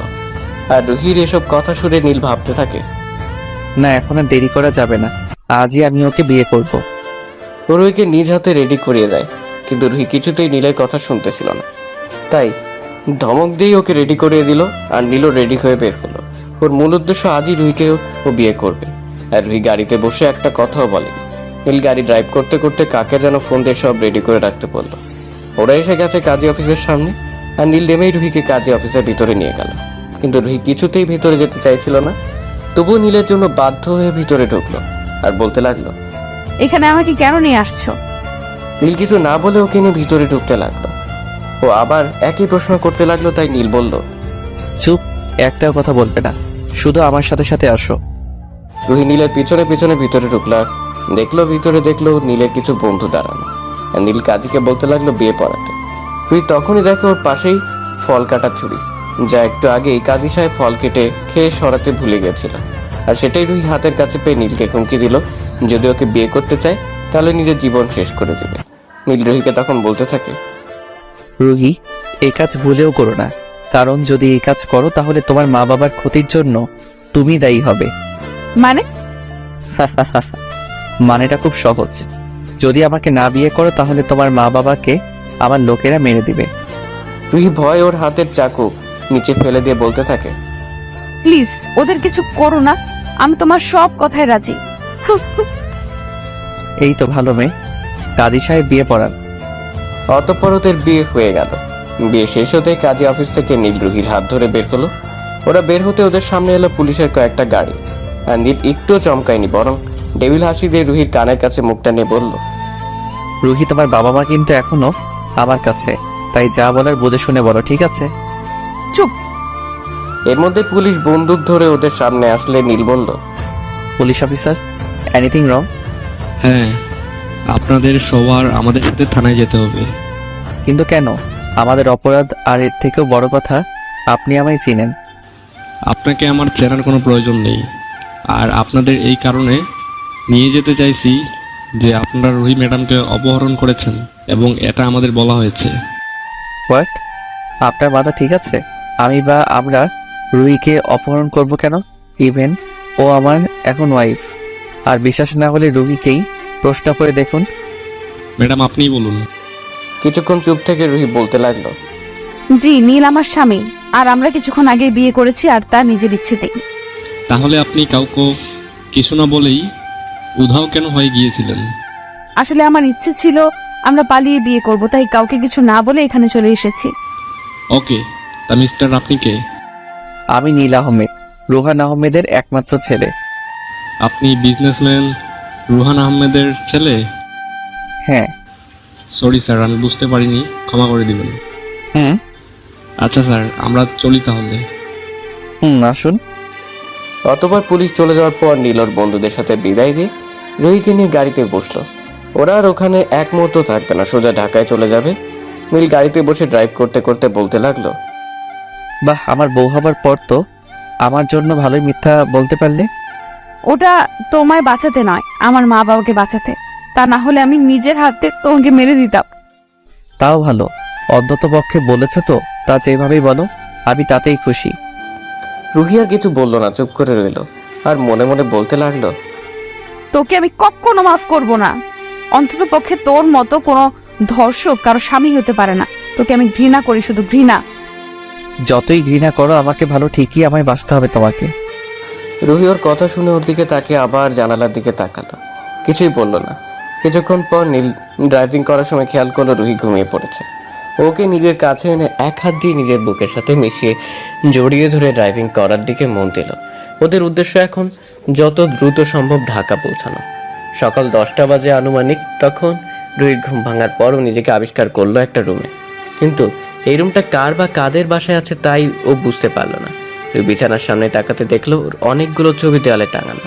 ও উঠে ছবিগুলো দেখতে লাগলো, কিন্তু এই ছবিগুলো ও তুলেনি। তাহলে তুললো কে? আর তার পাশেও দেখতে পারলো নীলের কয়েকটা ছবি। তারপরও বুঝতে পারলো এই কাজগুলো কার। এর মধ্যেই দরজায় কে যেন নক করে রুমের ভিতরে প্রবেশ করলো। ও তাকিয়ে দেখলো নীল ভিতরে আসছে আর এসে ওকে বলল, কি তোমার তাহলে ঘুম ভাঙলো? হ্যাঁ। আসো, ফ্রেশ হয়ে নিচে আসো। কিন্তু আমার তোমার সাথে কিছু কথা ছিল। বলো। আমি তোমাকে ভালোবাসি না, আর কখনো ভালোবাসতে পারবো কিনা জানি না। তুমি আমার থেকে কোনো দিন স্ত্রীর অধিকার পাবে না। আর যা সেদিন করেছো, আর তারপর তোমাকে আর ভালোবাসার কোনো প্রশ্নই আসে না। ঠিক আছে, তুই কি চাও বলো, তাই হবে। আর সেদিনের জন্য পারলে আমায় মাফ করে দাও। আমি যা চাইবো তাই দিবে, তাই তো? দিব, বলো। আমি ডিভোর্স চাই। দাও, আমাকে ডিভোর্স দাও, না হলে আমি তোমায় ডিভোর্স দিব। নীল রুহির কথাগুলো শুনে খুবই খারাপ লাগলো, কিন্তু চায় না জোর করে ওকে ভালোবাসতে। ওর ভালোবাসা যদি সত্যি হয় তাহলে রুহি নিজেই ওকে ভালোবাসবে। ও যেভাবে পারুক সেভাবেই রুহিকে নিজের করার চেষ্টা করবে। তাই ও রুহিকে বলতে লাগলো, ঠিক আছে, দিব, কিন্তু তার জন্য 6 মাস অপেক্ষা করতে হবে, না হলে ডিডি ডিভোর্স দেওয়া যাবে না। ঠিক আছে।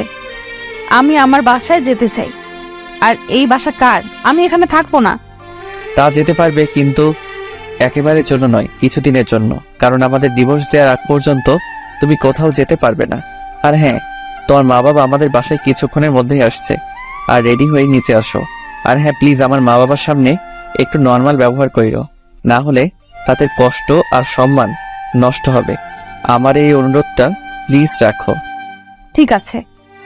রুহি আর কিছু বলতে যাবে, এর মধ্যেই দরজায় কে যেন নক করলো। রুহিটাই থেমে গেল আর কিছু বলল না। নীল গিয়ে দরজা খুলে দিল, দেখলো ওর মা আসছে। দরজা খুলতেই বলতে লাগলো, আরে মা, তুমি আসতে গেলে কেন? আমরাই তো নিচে আসতেছিলাম। তুই সর, একে তো মেয়েটাকে বিয়ে করলি না জানিয়ে, তারপর আমাকে আবার জ্ঞান দিতে আসছিস। সর তো। হ্যাঁ, ছেলের বউকে পেয়েছো না, তাই এখন ছেলে বড় হয়ে গেল। তাই হয়েছে। তারপর ভেতরে ঢুকে মা রুহির কাছে গেল। রুহি নীলের মাকে পা ধরে সালাম করলো। ওর মা রুহিকে বলতে লাগলো, থাক মা, আমাকে পা সালাম করতে হবে না। তুমি এখন থেকে আমার মেয়ে। মেয়ে কি মায়ের পা ধরে নাকি? আমার বুকে এসো। আন্টি। কি বললে তুমি? আন্টি? একদম চলবে না, মা বলে ডাকো, ঠিক আছে? ঠিক আছে মা। এই তো আমার সোনা মেয়ে। এই নীল, যা, তোর বাবা তোকে ডাকছে। যাচ্ছি। নীল চলে যাওয়ার পর নীলের মা রুহিকে বলতে লাগলো, মা, একটা সত্যি করে কথা বলবে? মা বলুন, কি জানতে চান? নীল তোমাকে জোর করে বিয়ে করেছে, তাই তো? না মা, আমার ইচ্ছেতেই আমরা বিয়ে করেছি। থাক মা, মিথ্যে বলো না। আমি সব জানি। নীলের বন্ধু আমাকে সব বলেছে। তুমি ভার্সিটির ম্যাডাম, তাই না? রুহি এবার কেঁদেই দিল, কারণ এতক্ষণ পর মনে হলো ওর নিজের মার সাথেও কথা বলছে। নীলের মা রুহিকে নিজের কাছে নিয়ে বলতে লাগলো, থাক মা, কেঁদো না। জানো, আমার ছেলেটা না একদম একরোখা, খুব রাগী। যেটা বলবে আর যেটাই চাইবে করে বা নিয়েই ছাড়বে। কিন্তু ওর মনটা না খুব ভালো। কোনোদিনও কোনো মেয়ের দিকে চোখ তুলেও তাকায়নি। এবং ওর রাগ উঠলে ওর কোনো দিকে খেয়াল থাকে না। ও একটু বেশি রাগী। কিন্তু তবুও আমরা ওকে কিছু বলি না। কেন জানো? কেন? যখন ওর বাবার আর আমার বিয়ে হয়, তার অনেক বছর পরও আমার গর্ভে আসে। জানো, আল্লাহর কাছে অনেক কাদার পরেও জন্ম হয়। তাই ওকে আজ পর্যন্ত কেউ কোনোদিন শাসন করেনি। আদর করতে করতে আজও এমন যে কাজ করবে তা আমরা কোনোদিন ভাবতে পারিনি। আমাকে ক্ষমা করে দিও মা। না মা, আপনি আমার কাছে ক্ষমা চাইবেন না। তাহলে আমি নিজেকে ক্ষমা করতে পারবো না।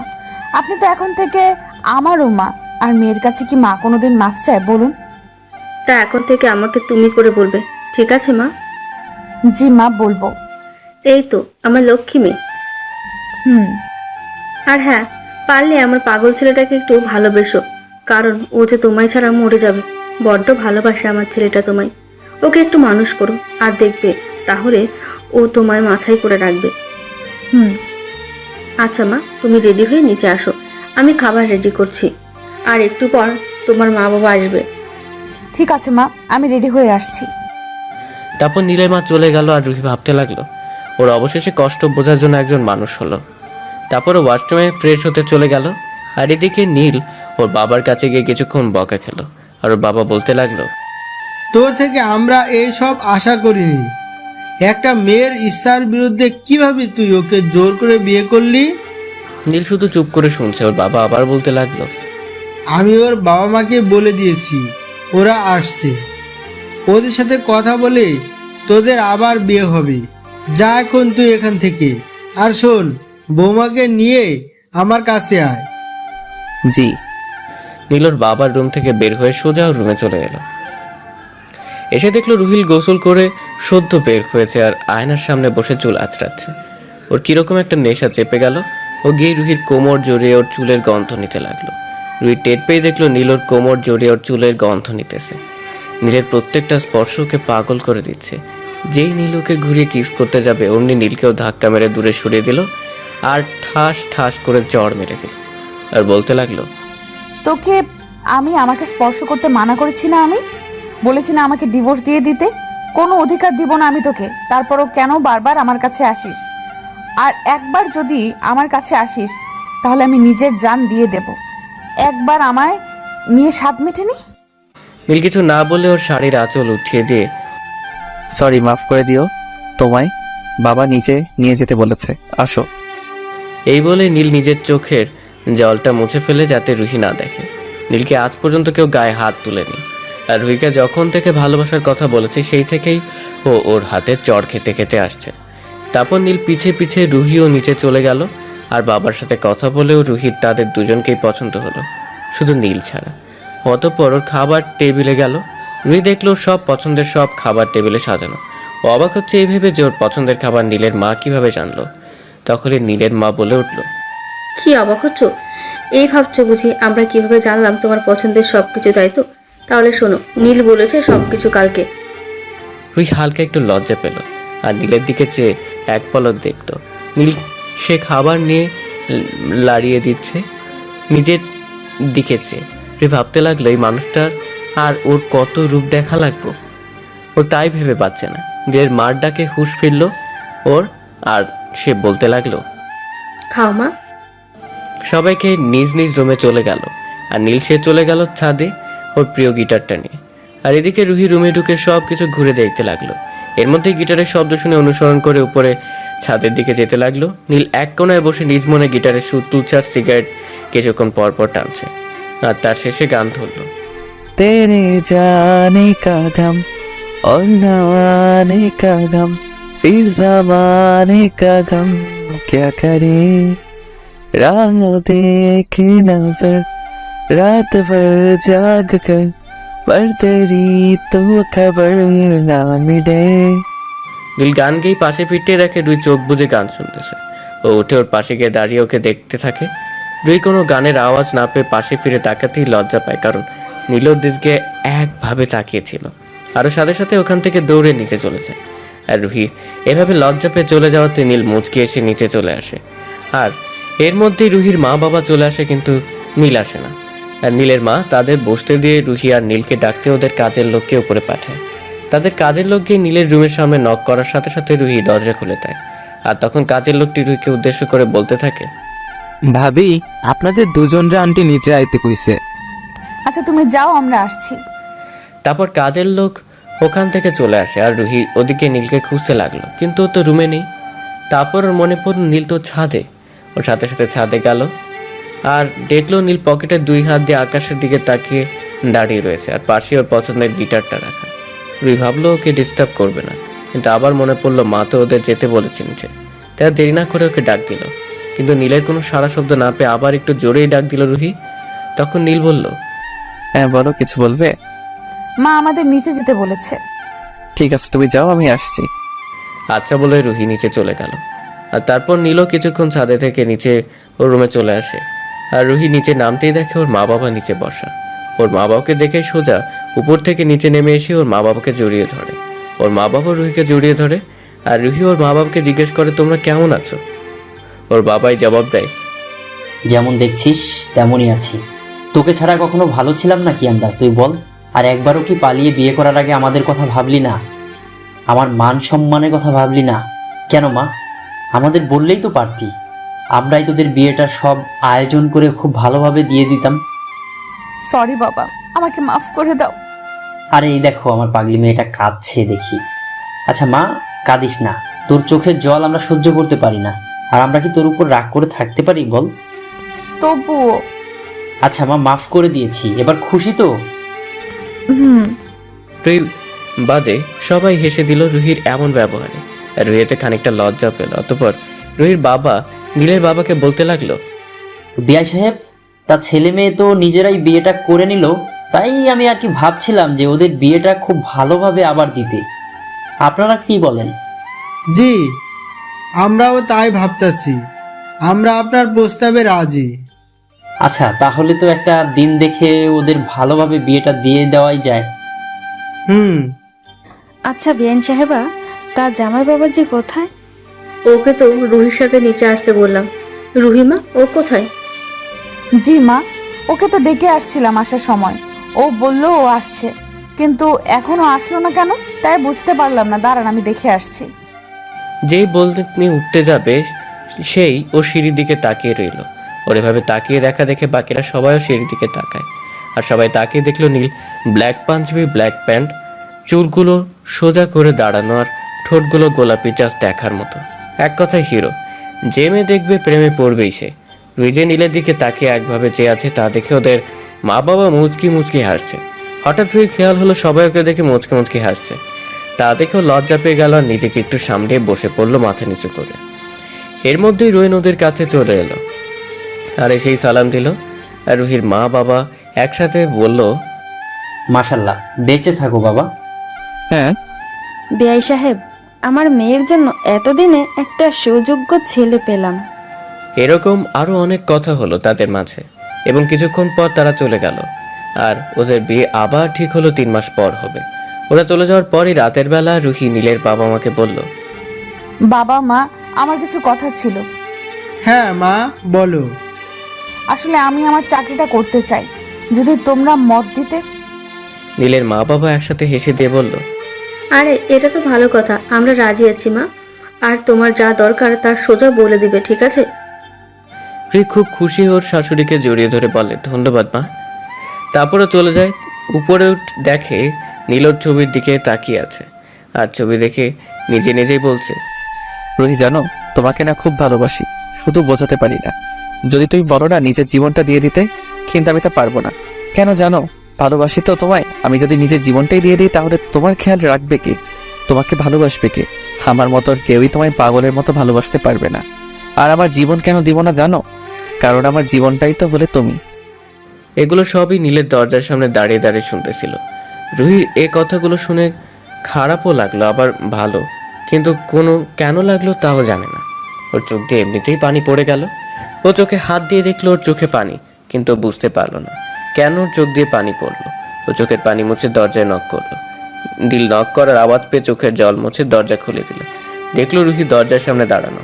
ওকে ভিতরে ঢুকিয়ে দরজা লাগিয়ে দিল। তারপর রুহিকে বলতে লাগলো, তুমি বিছানায় শুয়ে পড়ো, আমি সোফায় শুয়ে পড়ছি। আর রুহি বলতে লাগলো, না থাক, খাটেই শুয়ে পড়ো। নীল রুহিকে থামিয়ে বলতে লাগলো, না, আমি চাই না তোমার পাশে শুতে, কারণ যদি আমার টাচ লাগে তোমার শরীরে আর তুমি সেই রাগে নিজের ক্ষতি করো, আর এমনিতেই তো তুমি চলে যাবে, তাই মায়া আর না বাড়ানোই ভালো। রুহি কিছু বলতে পারলো না। কি বলবে? যে আসো, নিজের বউয়ের কাছে আসো, তাকে আদর করো। কিন্তু রুহি তো ওকে মেনেই নেয়নি। তাহলে কিভাবে কি সম্ভব? কোনোভাবে এসব সম্ভব না। ও তোকে ধর্ষণ করেছে, ও তোকে ঘৃণা করে। কিন্তু নীল ওর থেকে দূরে গেলে ওর খারাপ লাগার কথা না, ওর তো খুশি হওয়ার কথা। ও কেন খুশি হতে পারছে না? কেন খারাপ লাগছে ওর। এর মধ্যে নীল বলে ওঠে, কি হলো, দাঁড়িয়ে আছো কেন? যাও শুয়ে পড়ো। আর নীলও কিন্তু রুহি ঘুমালেও নীল ঘুমায়নি। ও পুরো রাত সজাগ থেকে ওকে দেখতে রয়েছে, কিন্তু কখন নীলও ঘুমিয়ে পড়েছে তার নীল নিজেও জানে না। সকালে সূর্যের আলো নীলের চোখে পড়তে ওর ঘুম ভেঙে গেল, আর ওর রুহির দিকে তাকিয়ে আছে আর ভাবছে দুনিয়ার সব মায়া মেয়েটির মুখে দিয়া দিয়েছে। রুহি সেই মেয়ে যে ওর মনটা চুরি করেছে, যাকে ও একটু না খুব ভালোবাসে, কিন্তু মেয়েটা বুঝলোই না ওর ভালোবাসা। এর মাঝেই রুহির ঘুম ভেঙে গেল, দেখে নীল ওর থেকে দূরে দাঁড়িয়ে আছে, আর ও উঠে বসতে ওকে বলল, শুভ সকাল। শুভ সকাল। ঘুম কেমন হলো? ভালো, তোমার? হ্যাঁ ভালো। আচ্ছা ফ্রেশ হয়ে আসো, আমি বাসের রুম থেকে ফ্রেশ হয়ে আসছি। হুম। অতঃপর রোয়েন অন্য রুমে এসে ফ্রেশ হয়ে একসাথেই বের হলো, আর তারপর একসাথে নিচে নামলো। যখন সবাই বসে খাচ্ছিল তখন নীলের বাবা বলতে লাগলো, রোয়েন, আজ থেকে তুই ভার্সিটি যাবি, আর সাথে করে বৌমাকে নিয়ে যাবি।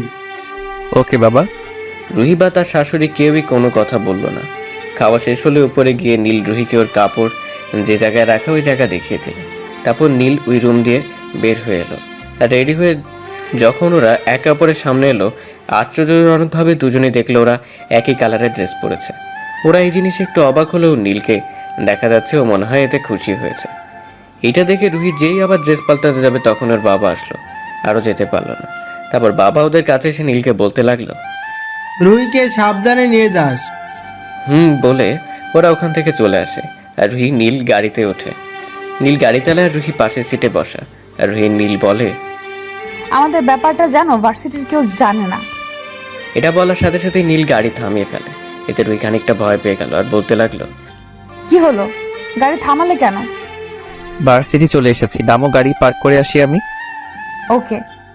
আর নীল গাড়ি পার্ক করে রুহির কাছে আসলো, আর ওরা একসাথে গেটের ভিতরে ঢুকতেই সবাই ওদের দিকে হা করে তাকিয়ে আছে, যেন ওরা কোনো এলিয়েন দেখতেছে। রুহি হালকা ওদের দিকে তাকিয়ে না দেখার ভান করে ওখান থেকে চলে আসে আর সোজা অফিস রুমে চলে যায়। আর নীল সোজা ওর বন্ধুদের কাছে আড্ডায় চলে যায়। ওর বন্ধুদের কাছে যেতে ওর বন্ধুরা বলে ওঠে, কি মামা, কেমন প্রেম চলতেছে? কি চলতেছে মানে? মানে হইলো যে তুই আর ম্যাডাম একসাথে এক গাড়িতে, আর তার উপর আবার এক কালারের ড্রেস। কেমনে কি, ম্যাডাম কি তোর প্রস্তাবে রাজি নাকি? আরে না, এমনি কালার ম্যাচ হইতেই পারে, এটা স্বাভাবিক। আর ম্যাম আমাদের কেমন যেন আত্মীয় হয়, তাই এখন থেকে আমাদের বাসায় কিছুদিন থাকবে আর আমার সাথেই আসবে। আরে মামা, তাহলে তো ভালোই হইলো, তুই একটু ভালো টাইম পাবি ম্যাডামের লাইন মার। দেখি কি করা যায়। এর মাঝেই নীলা নীলের সামনে এসে হাজির, আর নীল ওকে দেখে পাশ কাটিয়ে ওদের বন্ধুদের নিয়ে যাওয়া ধরল। তখনই নীলা বলল, নীল, আমার কথাটা একটু শোনো প্লিজ। নীল দাঁড়ালো আর ওর দিকে ফিরে বলল, বলো। আসলে আমি ওই দিনের জন্য সরি, আমাকে মাফ করে দাও। আমি আসলে বুঝতে পারিনি যে কাউকে কোনোদিন জোর করে ভালোবাসা যায় না। আমাকে কি মাফ করা যায় না? তুমি তোমার ভুল বুঝতে পারছো, এটাই অনেক। সত্যি আমায় ক্ষমা করেছো? হুম। তাহলে আমরা কি বন্ধু হতে পারি? ওকে। নীল কিছুক্ষণ ভেবে বলল। তখনই রুহি উপর দিয়ে ক্লাসের দিকে যাচ্ছিল, আর দেখলো নীল আর নীলা হেসে হেসে হাতে হাত মিলে কথা বলছে, যা দেখে রুহির কেন জানি খুব কষ্ট লাগলো। মনে হচ্ছিল ওর প্রিয় জিনিসকেও খুব তাড়াতাড়ি করেই ওর থেকে কেড়ে নিবে। রুহি আর ওদিকে খেয়াল না করে সোজা ক্লাসরুমে চলে আসে। নীল আর নীলা কথা বলতে বলতে ক্লাসের দিকে আসা ধরলো, আর ক্লাসের সামনে এসেই রুহির অনুমতি নিয়ে ওরা সবাই ভিতরে ঢুকলো। সামনে নীল কোনো সিট না পেয়ে পিছিয়ে গিয়ে বসলো, আর ওর পাশে নীলাও বসলো, যা দেখে রুহির মেজাজ খুব গরম হয়ে গেল। রুহির রকটা কোনো রকম কন্ট্রোল করে ক্লাসে পড়ানোর দিকে মনোযোগ দিল, কিন্তু কিছুক্ষণ পর পরেও নীলের দিকে খেয়াল করছে। ও দেখলো আজ নীল ওর দিকে একবারও তাকালো না, যাতে করে ও আর নিজেকে কন্ট্রোল না করতে পেরে নীলার কাছে চলে যায় আর ওদের সামনে গিয়ে দাঁড়ায়। কিন্তু ওরা তো ওদের কাজ নিয়ে ব্যস্ত। রুহি যে ওদের সামনে এসে দাঁড়িয়ে আছে তার দিকে ওদের কোনো খেয়াল নেই। রুহি আর সহ্য করতে না পেরে একটু জোরেই চিৎকার দিয়ে উঠল, স্টপ! সবাই কিছুটা ভয় পেয়ে রুহির দিকে তাকায়, আর নীলা তো বেচারি ভয় পেয়ে নীলকে জড়িয়ে ধরে। আর নীল একটু ভয় পেলে ও নিজেকে সামলে নিয়ে একবার রুহির দিকে আর একবার নীলার দিকে তাকায়। ও রুহির দিকে তাকিয়ে দেখে ওর চোখ দুটো রাগে লাল হয়ে গেছে আর গাল দুটো লাল হয়ে গেছে। আর নীলার দিকে তাকিয়ে দেখে ওকে একদম আষ্টে পৃষ্ঠে জড়িয়ে ধরে আছে, ছাড়ার নামই নেই। নীল নীলাকে একটু জোরে ধাক্কা দিয়ে ছাড়িয়ে নেয়, আর নীলা একটু লজ্জা পাওয়ার ভঙ্গি করে নিচে তাকায়। এবার রুহি ওদের বলতে শুরু করে, এই দাঁড়াও তোমরা। সাথে সাথে ওরা দুজনই দাঁড়িয়ে গেল আর রুহি বলতে লাগলো, এই মেয়ে লজ্জা শরম নাই? ক্লাসের মাঝে এসব কি? হ্যাঁ, ক্লাস করতে আসো না প্রেম করতে, কোনটা? এত ছেলেদের জড়িয়ে ধরার অভ্যাস কেন? ছেলেদের থেকে দূরত্ব বজায় রেখে থাকতে পারো না? আর নীল, তুমি কি ক্লাস করতে আসো না, ক্লাসে এসব করতে? হ্যাঁ?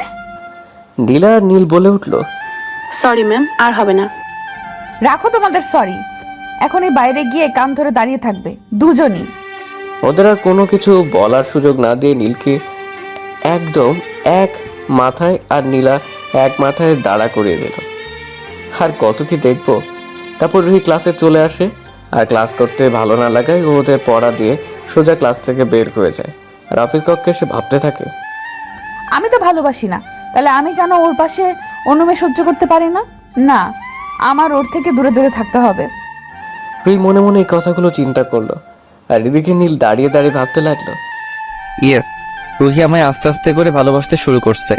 এখন শুধু আমার প্ল্যান মতো কাজ করতে পারলেই হলো। আর এর মাঝখানে সব ক্লাস শেষ হওয়ার সাথে সাথে রুহি একাই বাসায় চলে যায়।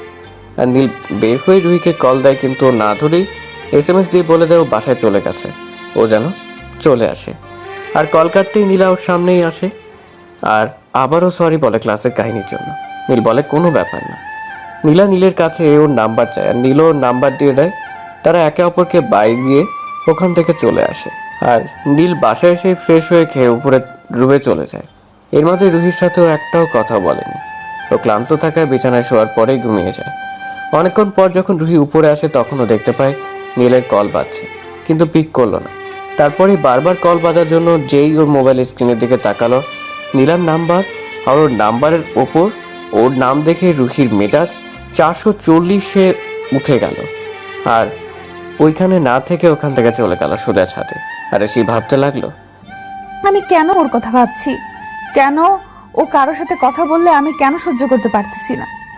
আমার সাথে কেন এমনটা হচ্ছে? কেন? না, আমি আর ওর দিকে কোনো খেয়াল দিব না। ওকে আমি শুধু ঘৃণা করি, শুধু ঘৃণা।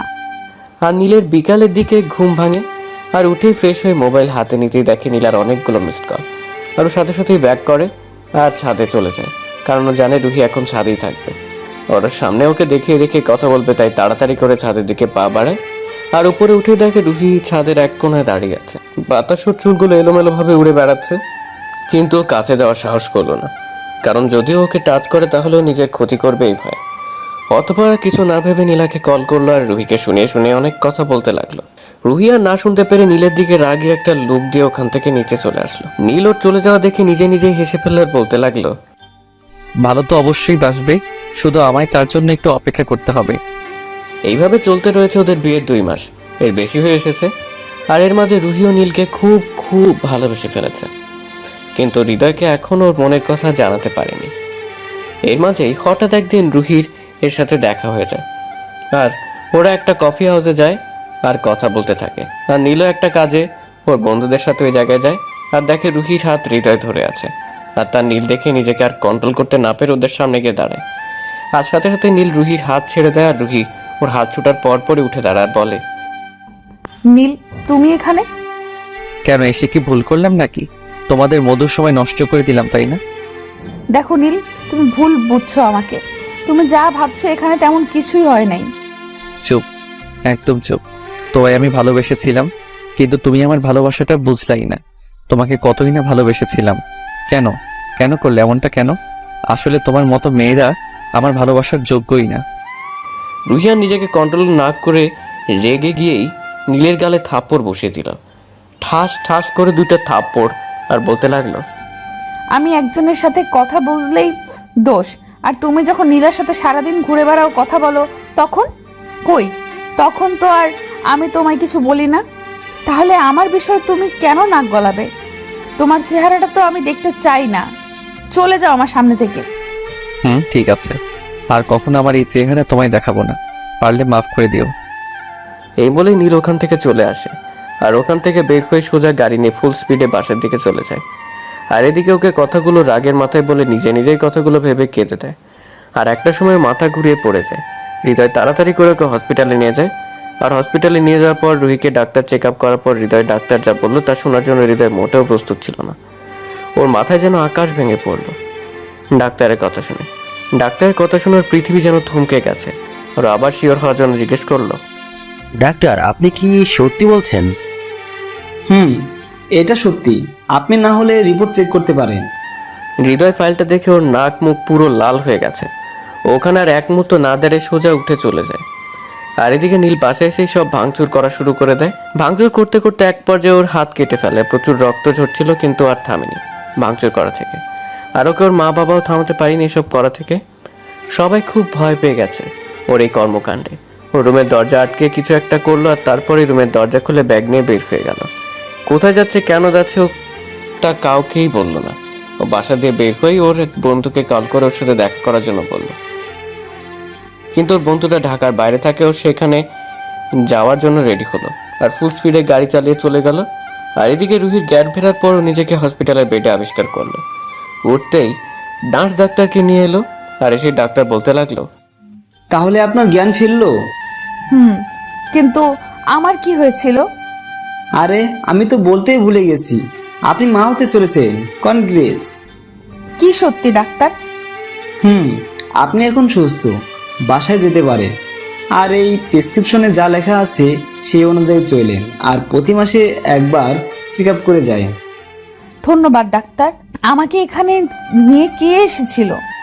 হৃদয় নামের একটা ছেলে, কিন্তু আপনি মা হওয়ার কথা বলার সাথে সাথে উনি কোথায় যেন চলে গেলেন, তা আমি জানি না। ও আচ্ছা ডাক্তার, আমি তাহলে আসি। ওকে। হসপিটাল থেকে বের হয়ে হৃদয়কে রুহি কল করলো কিন্তু ওর ফোন সুইচ অফ। তারপর ওকে আর ফোন না দিয়ে নীলকে কল করতে থাকে, কিন্তু যতবারই ওকে ফোন দিতেছে ততবারই ও বিরক্ত হয়ে যাচ্ছে আর টেনশন বেড়ে যাচ্ছে, কারণ নীল ফোন পিক করছিল না। এইরকম করতে করতে একটা সময় বাসায় চলে আসে আর এসেই সবাইকে সামনে আর সাথে সাথে ওর মা বাবাকে মানে ওর শ্বশুর শাশুড়িকে বলে, মা একটা খুশি সংবাদ আছে। কি খুশির সংবাদ? মা আপনারা দাদা দাদি হতে যাচ্ছেন। কি সত্যি? সবাই খুশি হয়। আর তারপর রুহি এটাও বলা শুরু করে, মা নীল কোথায়? সবাই চুপ করে আছে দেখে আবার বলতে লাগলো, কি হলো মা, নীল কোথায়? তারপর নীলের মা ওকে সব বললো আর কেঁদে দিল। আর তার সাথে রুহিরও মনে পড়লো কেন নীল এমন করলো, শুধুমাত্র ওর জন্য এমনটা হলো। রুহি কেঁদে ফেললো আর সোজা উপরে দৌড়ে চলে গেল। আর গিয়েই দেখতে পেলো যে পুরো রুমের আসবাবপত্র একদম ভেঙে চুরমার করা। আর টেবিলের দিকে তাকাতেও দেখতে পেলো একটা ডায়েরি রাখা আর তার সাথে একটা চিঠিও রাখা। ওই চিঠিটা ডায়েরিটা নিল আর খুলে দেখলো চিঠিটা তাতে লেখা ছিল এই যে, প্রিয় রুহি, প্রথমেই মাফ চেয়ে নিচ্ছি, কারণ আমি যা এতদিন করেছি তার জন্য। জানো, জীবনে কখনো কোনো মেয়ের দিকে তাকাইনি পর্যন্ত, শুধুমাত্র অপেক্ষায় ছিলাম কবে তোমার দেখা পাবো। কারণ কি জানো, তোমার মতনই কাউকে সবসময় চাইতাম আর পেয়েও গেলাম, কিন্তু আমার কপাল দেখো, পেয়েও হারিয়ে ফেললাম। যাই হোক, আমার কথা নাই বা বলি, তুমি চেয়েছিলে না যে আমি তোমায় ডিভোর্স দেই? আমার টেবিলের উপরে ড্রয়ারটা খুলো, দেখবে তাতে একটা বক্স আছে। নীলের কথা মতো তাই করলো, কিন্তু একটু অবাকও হলো। দাঁড়ান বলছি, কেন অবাক হলো? ও আবার পড়তে লাগলো, কি অবাক হচ্ছ? জানি অবাক হওয়ারই কথা, কারণ এটা আমি ছাড়া আর কেউই জানে না। আচ্ছা, তোমার হাতে যে ডায়েরিটা আছে ওটা খুলে দেখলেই সব উত্তর পেয়ে যাবে। আর হ্যাঁ, আমি ব্যাপারে সাইন করতে পারিনি, কারণ কি জানো, ভালোবাসি তোমায় অনেক, পারলে আমি মাফ করে দিও। আর হ্যাঁ, তোমায় ছেড়ে এই শহর ছেড়ে বহু দূরে চলে যাচ্ছি, যাতে আমার ছায়াও তোমার আশেপাশে না পড়ে। ভালো থেকো, আর কখনো আমার অধিকারের দাবি করব না। তুমি নিজের মতো করে তোমার দুনিয়া কষ্ট করে সাজিয়ে নিও, আর পারলে আমায় মাফ করে দিও। ভালো থেকো, ভালোবাসা, ইতি, তোমার না হওয়া স্বামী। রুহি চিঠিটা পড়েই বসে পড়ে কাঁদতে কাঁদতে আর বলতে থাকে জোরে চিৎকার করতে করতে, নীল, তোমায় ভালোবাসি, কেন চলে গেলে আমায় ছেড়ে? আমি যে তোমায় ছাড়া বাঁচবো না, কেন এমনটা করলে? আমার কথা একবারও ভাবলে না? রাগের মাথায় কি না কি বলেছি তার জন্য তুমি আমায় ছেড়ে চলে যাবে? কেন কেন নীল, তুমি কেন আমায় একা করে চলে গেলে? কেন? কান্না করতে আসে রুহি। ওর চোখ দিয়ে অঝোর ধারায় পানি পড়তেছে। এর মধ্যে ওর হাতে থাকে ওর কতগুলো ছবি, ওর কানের দুল, নূপুর আর ওর হারিয়ে যাওয়া ওনাটা পাশে দেখে তাড়াতাড়ি ডায়েরিটা হাতে নিল আর পড়তে লাগলো, আজ সব বন্ধুরা মিলে কক্সবাজার যাচ্ছি। অনেক দিনের প্ল্যান ছিল, কিন্তু যাওয়া হয়নি, কিন্তু আজ যাব। তাই সবাই প্ল্যান করলাম লং জার্নি করতে করতে যাব, বাইক ড্রাইভ করে যাব। তাই যা ভাবলাম সেই মতনই সবাই রওনা হলাম। আমরা মোট 8 জন, আর আমাদের সবার কাছেই বাইক আছে, কিন্তু আমরা 8টা বাইক না নিয়ে 4টা বাইক নিলাম। আর সবাই রাতের দিক দিয়ে বাইক নিয়ে বের হব ঠিক করলাম। রাত 8টা। দোস্ত কই তুই? আমার সবাই তোর বাসার সামনে, আর নীল কই? তোরা তাড়াতাড়ি করে চলে আয়। আমরা দুইজনই একসাথেই আছি, দাঁড়া আমরা আসছি। ওকে। ওই ভাই চল, আমাদের এখন যাওয়া লাগবে, ওরা নিচে অপেক্ষা করছে। চল, আমি রেডি। হয়তো ভাবছেন রিহানকে, তাই না? ওকে বলবো, কিন্তু একটু অপেক্ষা করতে হবে, না হলে যে জানতে পারবেন না। ওকে চল। নীলা রিহান এক কালার ড্রেস পরেছে, দুইজনকে পুরাই অসাধারণ লাগতেছে। ওদের দেখেই মেয়েরা প্রেমে পড়ে যাবে, সব শিওর। তাহলে ভাই আমাদের কি হইব যদি সব মাইয়া ওদের লাইকা পাগল হইয়া যায়? চিন্তার বিষয়। ওরা নিচে দুজন এক বাইকে উঠে রওনা হলো। ওদের বন্ধুরা বলে উঠল, ভাই তোরা সবসময় একরকম ভাবে, মানে তুই যা পড়স রেহানও তাই পড়ে, আর রেহান যা পড়ে তুইও তাই পড়স, কেন ভাই? তোরা বুঝবি না, এখন বেশি কথা না বলে চল। তারপর ওরা সবাই রওনা হলো কক্সবাজারের উদ্দেশ্যে। ওরা 10 ঘন্টার মধ্যে ওদের গন্তব্যে পৌঁছে গেল। ওরা নেমে একটা হোটেল বুক করলো থাকার জন্য। ওরা ওখানে 3 দিন থাকবে, তাই 3 দিনের জন্য রুমগুলো বুক করে নিল। তারপর ওরা কিছুক্ষণ রেস্ট নিয়ে সি বিচে চলে গেল, আর ওখানে গিয়ে সবাই মজা মাস্তি করা শুরু করে দিল। হঠাৎই নীল সামনে তাকাতেই যেন থমকে গেল কিছুক্ষণের জন্য, আরও সবাই থেকে একটু দূরে গিয়ে দেখতে লাগলো। কি দেখতে লাগলো জানেন? তাহলে শুনুন। ও যা দেখে থমকে গিয়েছিল সে হলো রুহি, ওর প্রথম ও শেষ ভালোবাসা। রুহি ওর মা বাবার সাথে কক্সবাজার আসছে ঘুরতে, আর পরে ওদের সাথেই পানিতে নেমে মজা করছে। আর তখনই নীলের চোখেও পড়লো, কিন্তু রুহি ওকে খেয়াল করেনি যে ওকে কেউ দেখছে।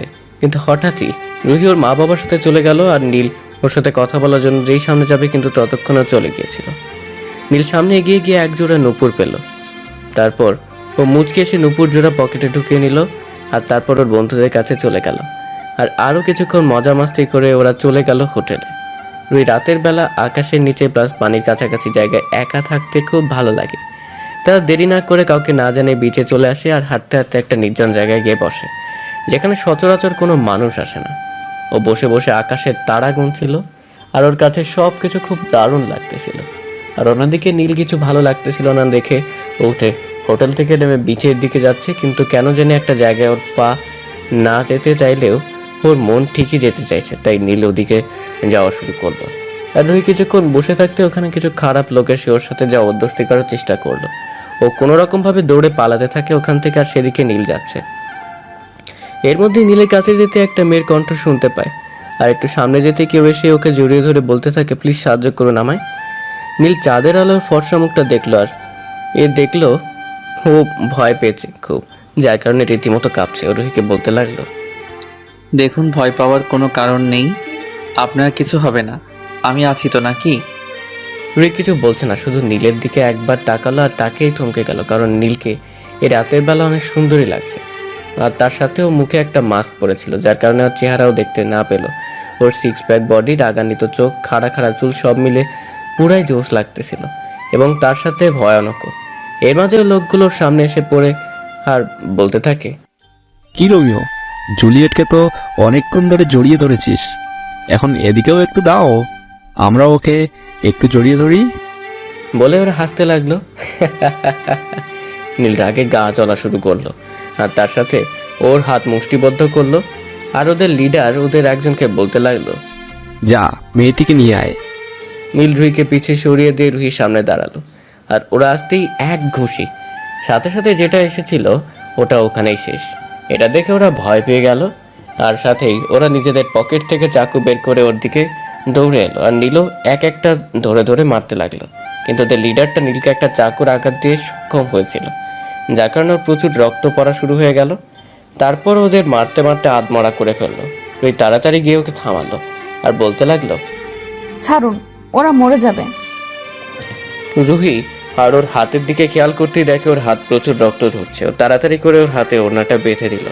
তখন রক্ত পড়া থামলো, আর পড়ে ওরা হালকা পাতলা কথা বলতে বলতে রুহির হোটেলের সামনে চলে এলো। ওকে বিদায় দিয়ে নীল সোজা ওর হোটেল রুমে চলে এলো। ও এসেই পড়লো রিহানের সামনে, শালায় সামনেই বসে আছে। ও জিজ্ঞেস করছে, তুই এত রাতে গিয়েছিলি কই? এই সামনে। কিন্তু তুই না ঘুমিয়েছিলি? উঠলি কখন? এই একটু আগে, আর তার মধ্যে তুই চলে এলি। এটা বলেই রিহান নীলের হাতের দিকে তাকাতে খেয়াল করলো ওর হাতে ওড়না পেঁচানো আর তাতে রক্ত লাগলো, কিন্তু নীলকে খুব স্বাভাবিক লাগতেছে। আর তার উপর ও নীলের কাছে যেতেই দেখতে পেল ওর বুক পকেটে একটা মেয়েদের কানের দুল লাগানো। ও কাছে যে এই নীলের বুকের সাথে লাগানো দুলটা হাতে নিল আর বলতে লাগলো, এই দুলটা আর ওর হাতটা জাকিয়ে ধরে বলল, এসব কি আমাকে তাড়াতাড়ি বল। একটু রেগে গিয়ে বলল, কারণ রিহান নীলের কোনো ক্ষতি দেখলো বা শুনলে ওর মাথা ঠিক থাকে না। ও আবার নীলের চেয়েও মারাত্মক রাগে, যা টোটালি বলার বাহিরে। অতঃপর নীল ওকে সব বলল, প্রথম থেকে যা যা হয়েছিল। রিহান ওর হাতে কানের দুলটা দিয়ে বলতে লাগলো, ওরে শালা, একদিনে এত কিছু করে ফেললি, অথচ আমি জানি না। এই বলেই ওকে মারতে লাগলো। আরে আরে ভাই, সরি। ওকে যা, কাল তোকে দেখা করাবো ওর সাথে, ওকে? মার থামি ওকে যা, ডান। দেখি আমার ভাইটা কার প্রেমে একদিনে এত পরিমাণ হাবুডুবু খাচ্ছে। ওকে ফ্রেশ হয়ে ঘুমাবো। ওকে। নীল ফ্রেশ হয়ে এসে ঘুমিয়ে পড়লো। আর তারপরেই ওরা পরের দিন সকালে উঠে নাস্তা করে দুজন বের হয়ে গেল। আর ওদের সবাইকে বলে গেল যে ওদের সাথে ওরা দুজন রাতে দেখা করবে। তারপর ওরা বেরিয়ে গিয়ে রুহির হোটেলের সামনে গিয়ে থামলো। ওরা গিয়ে রুহির নাম ধরে ম্যানেজারের কাছে জিজ্ঞেস করতে, সে বললো ওরা চলে গেছে। নীলের যেন মাথা কাজ করা বন্ধ করা দিচ্ছে, তবুও জিজ্ঞেস করতে লাগলো, আচ্ছা, তারা ফিরে গেছে কোথায় তা বলতে পারবেন?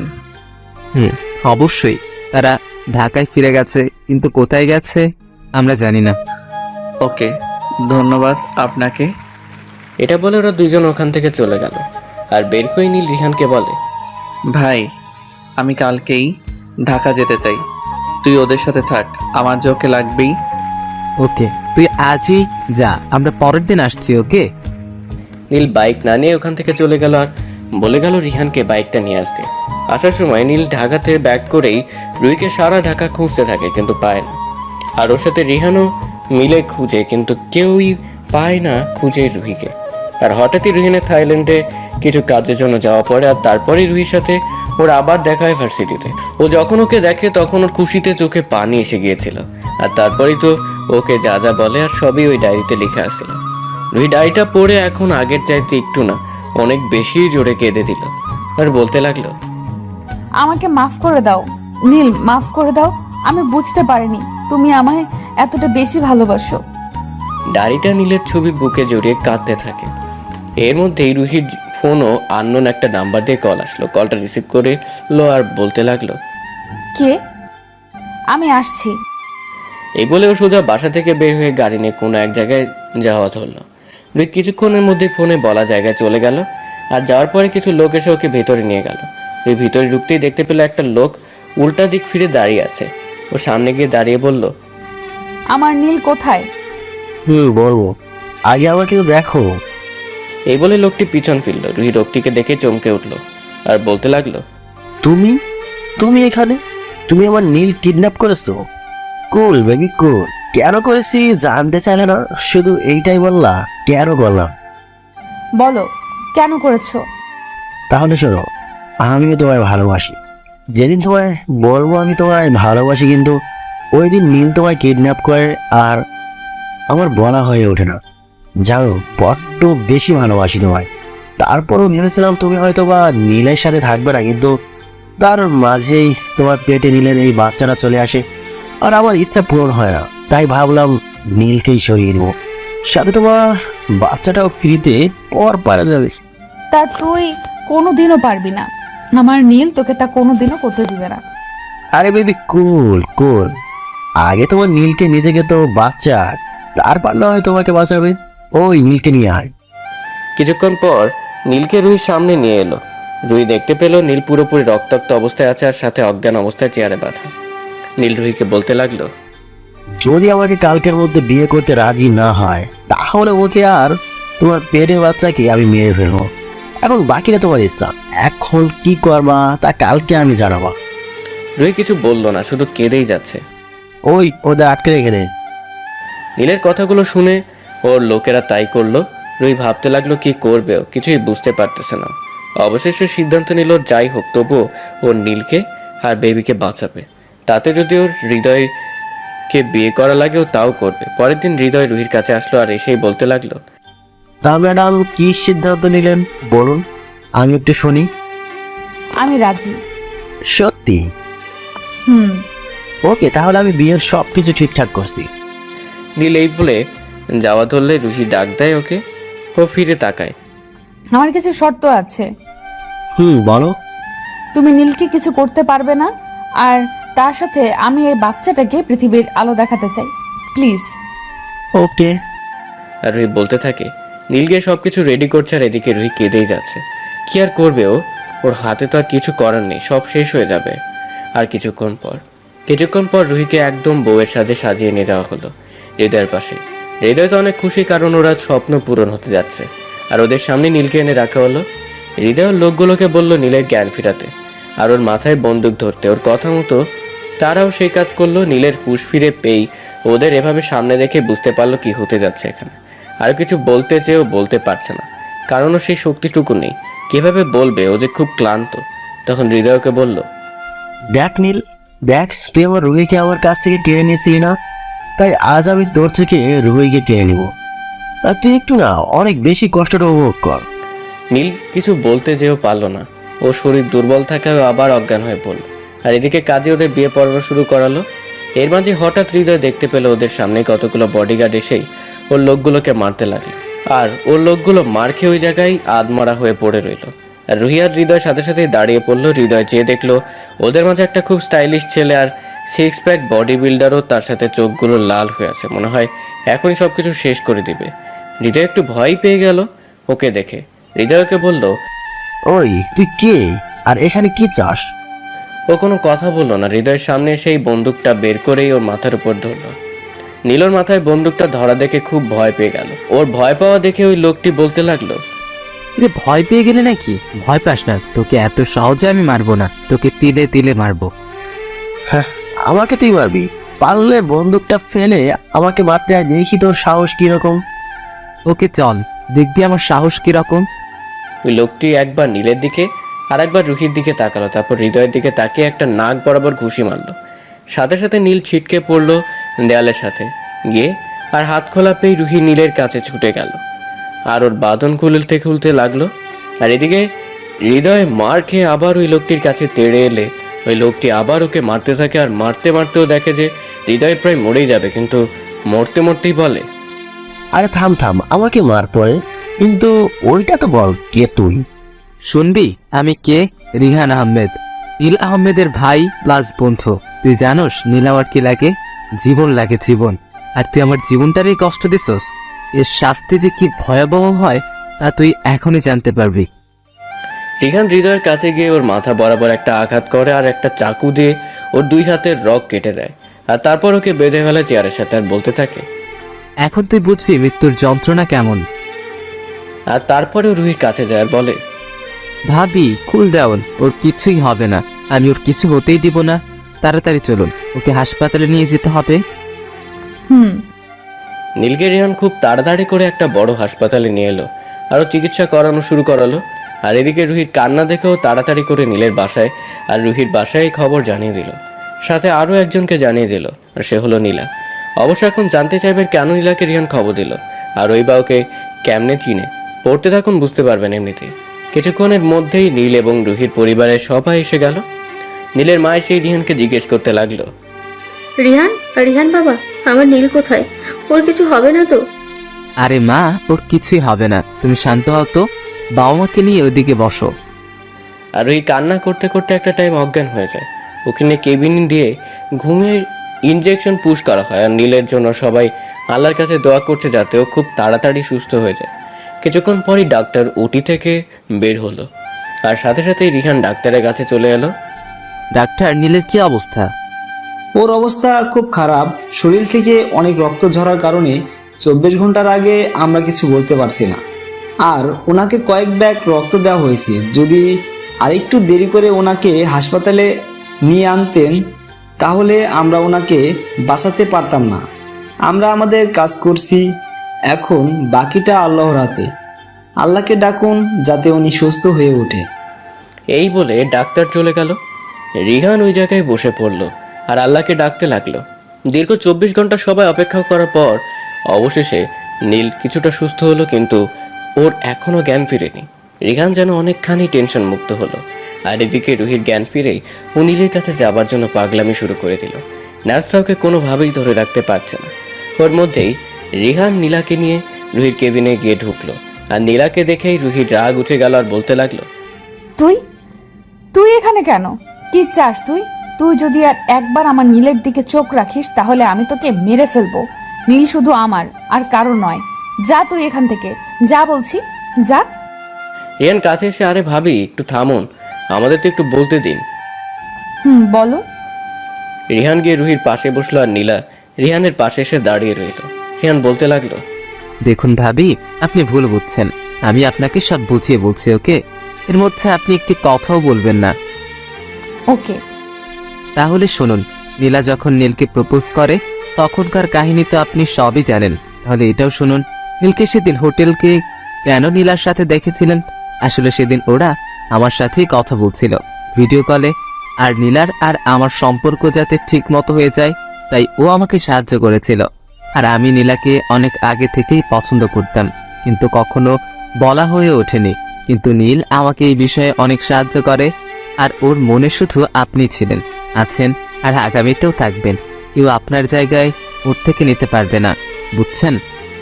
রুহি রিহানের কথাগুলো শুনে কেঁদে দিয়ে বলতে লাগলো, নীলা, তুমি আমাকে মাফ করে দাও। আমি না বুঝে তোমাকে অনেক কষ্ট দিয়েছি। না ম্যাডাম, আমি তাতে কিছু মনে করিনি। রিহান, আমাকে একটু নীলের কাছে নিয়ে যাও। আমি না বুঝে ওকে অনেক কষ্ট দিয়ে ফেলেছি, প্লিজ। চলুন, কিন্তু আপনার শরীর তো অনেক দুর্বল, আগে একটু সুস্থ হন। না রিহান, প্লিজ আমাকে নীলের কাছে নিয়ে চলো। ওকে, চলুন। তারপর ওরা নীলের কেবিনের সামনে রুহিকে নিয়ে এলো আর রুহিকে শুধু ডাক্তার ভিতরে যাওয়ার অনুমতি দিয়েছে। রুহি ভিতরে গিয়ে নীলের পাশে গিয়ে বসে বলতে লাগলো, নীল, এই নীল, প্লিজ কথা বলো।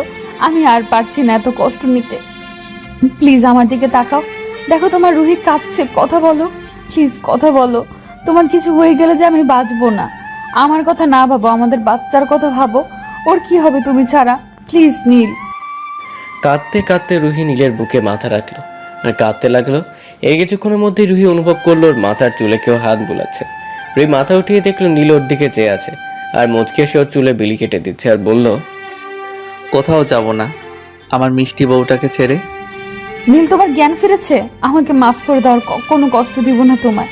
বড্ড বেশি ভালোবেসে ফেলেছি তোমায়। আমার আর কখনো ছেড়ে যাবে না। আর কিছু বলতে পারলো না রুহি, কারণ নীল রুহির মুখ হাত দিয়ে চেপে ধরল আর বলতে লাগলো, যদি তোমার কিছু হয়ে যায় তাহলে আমার কি হবে বলো? রুহি ছাড়া যে নীলের কেউ অস্তিত্ব খুঁজে পাবে না।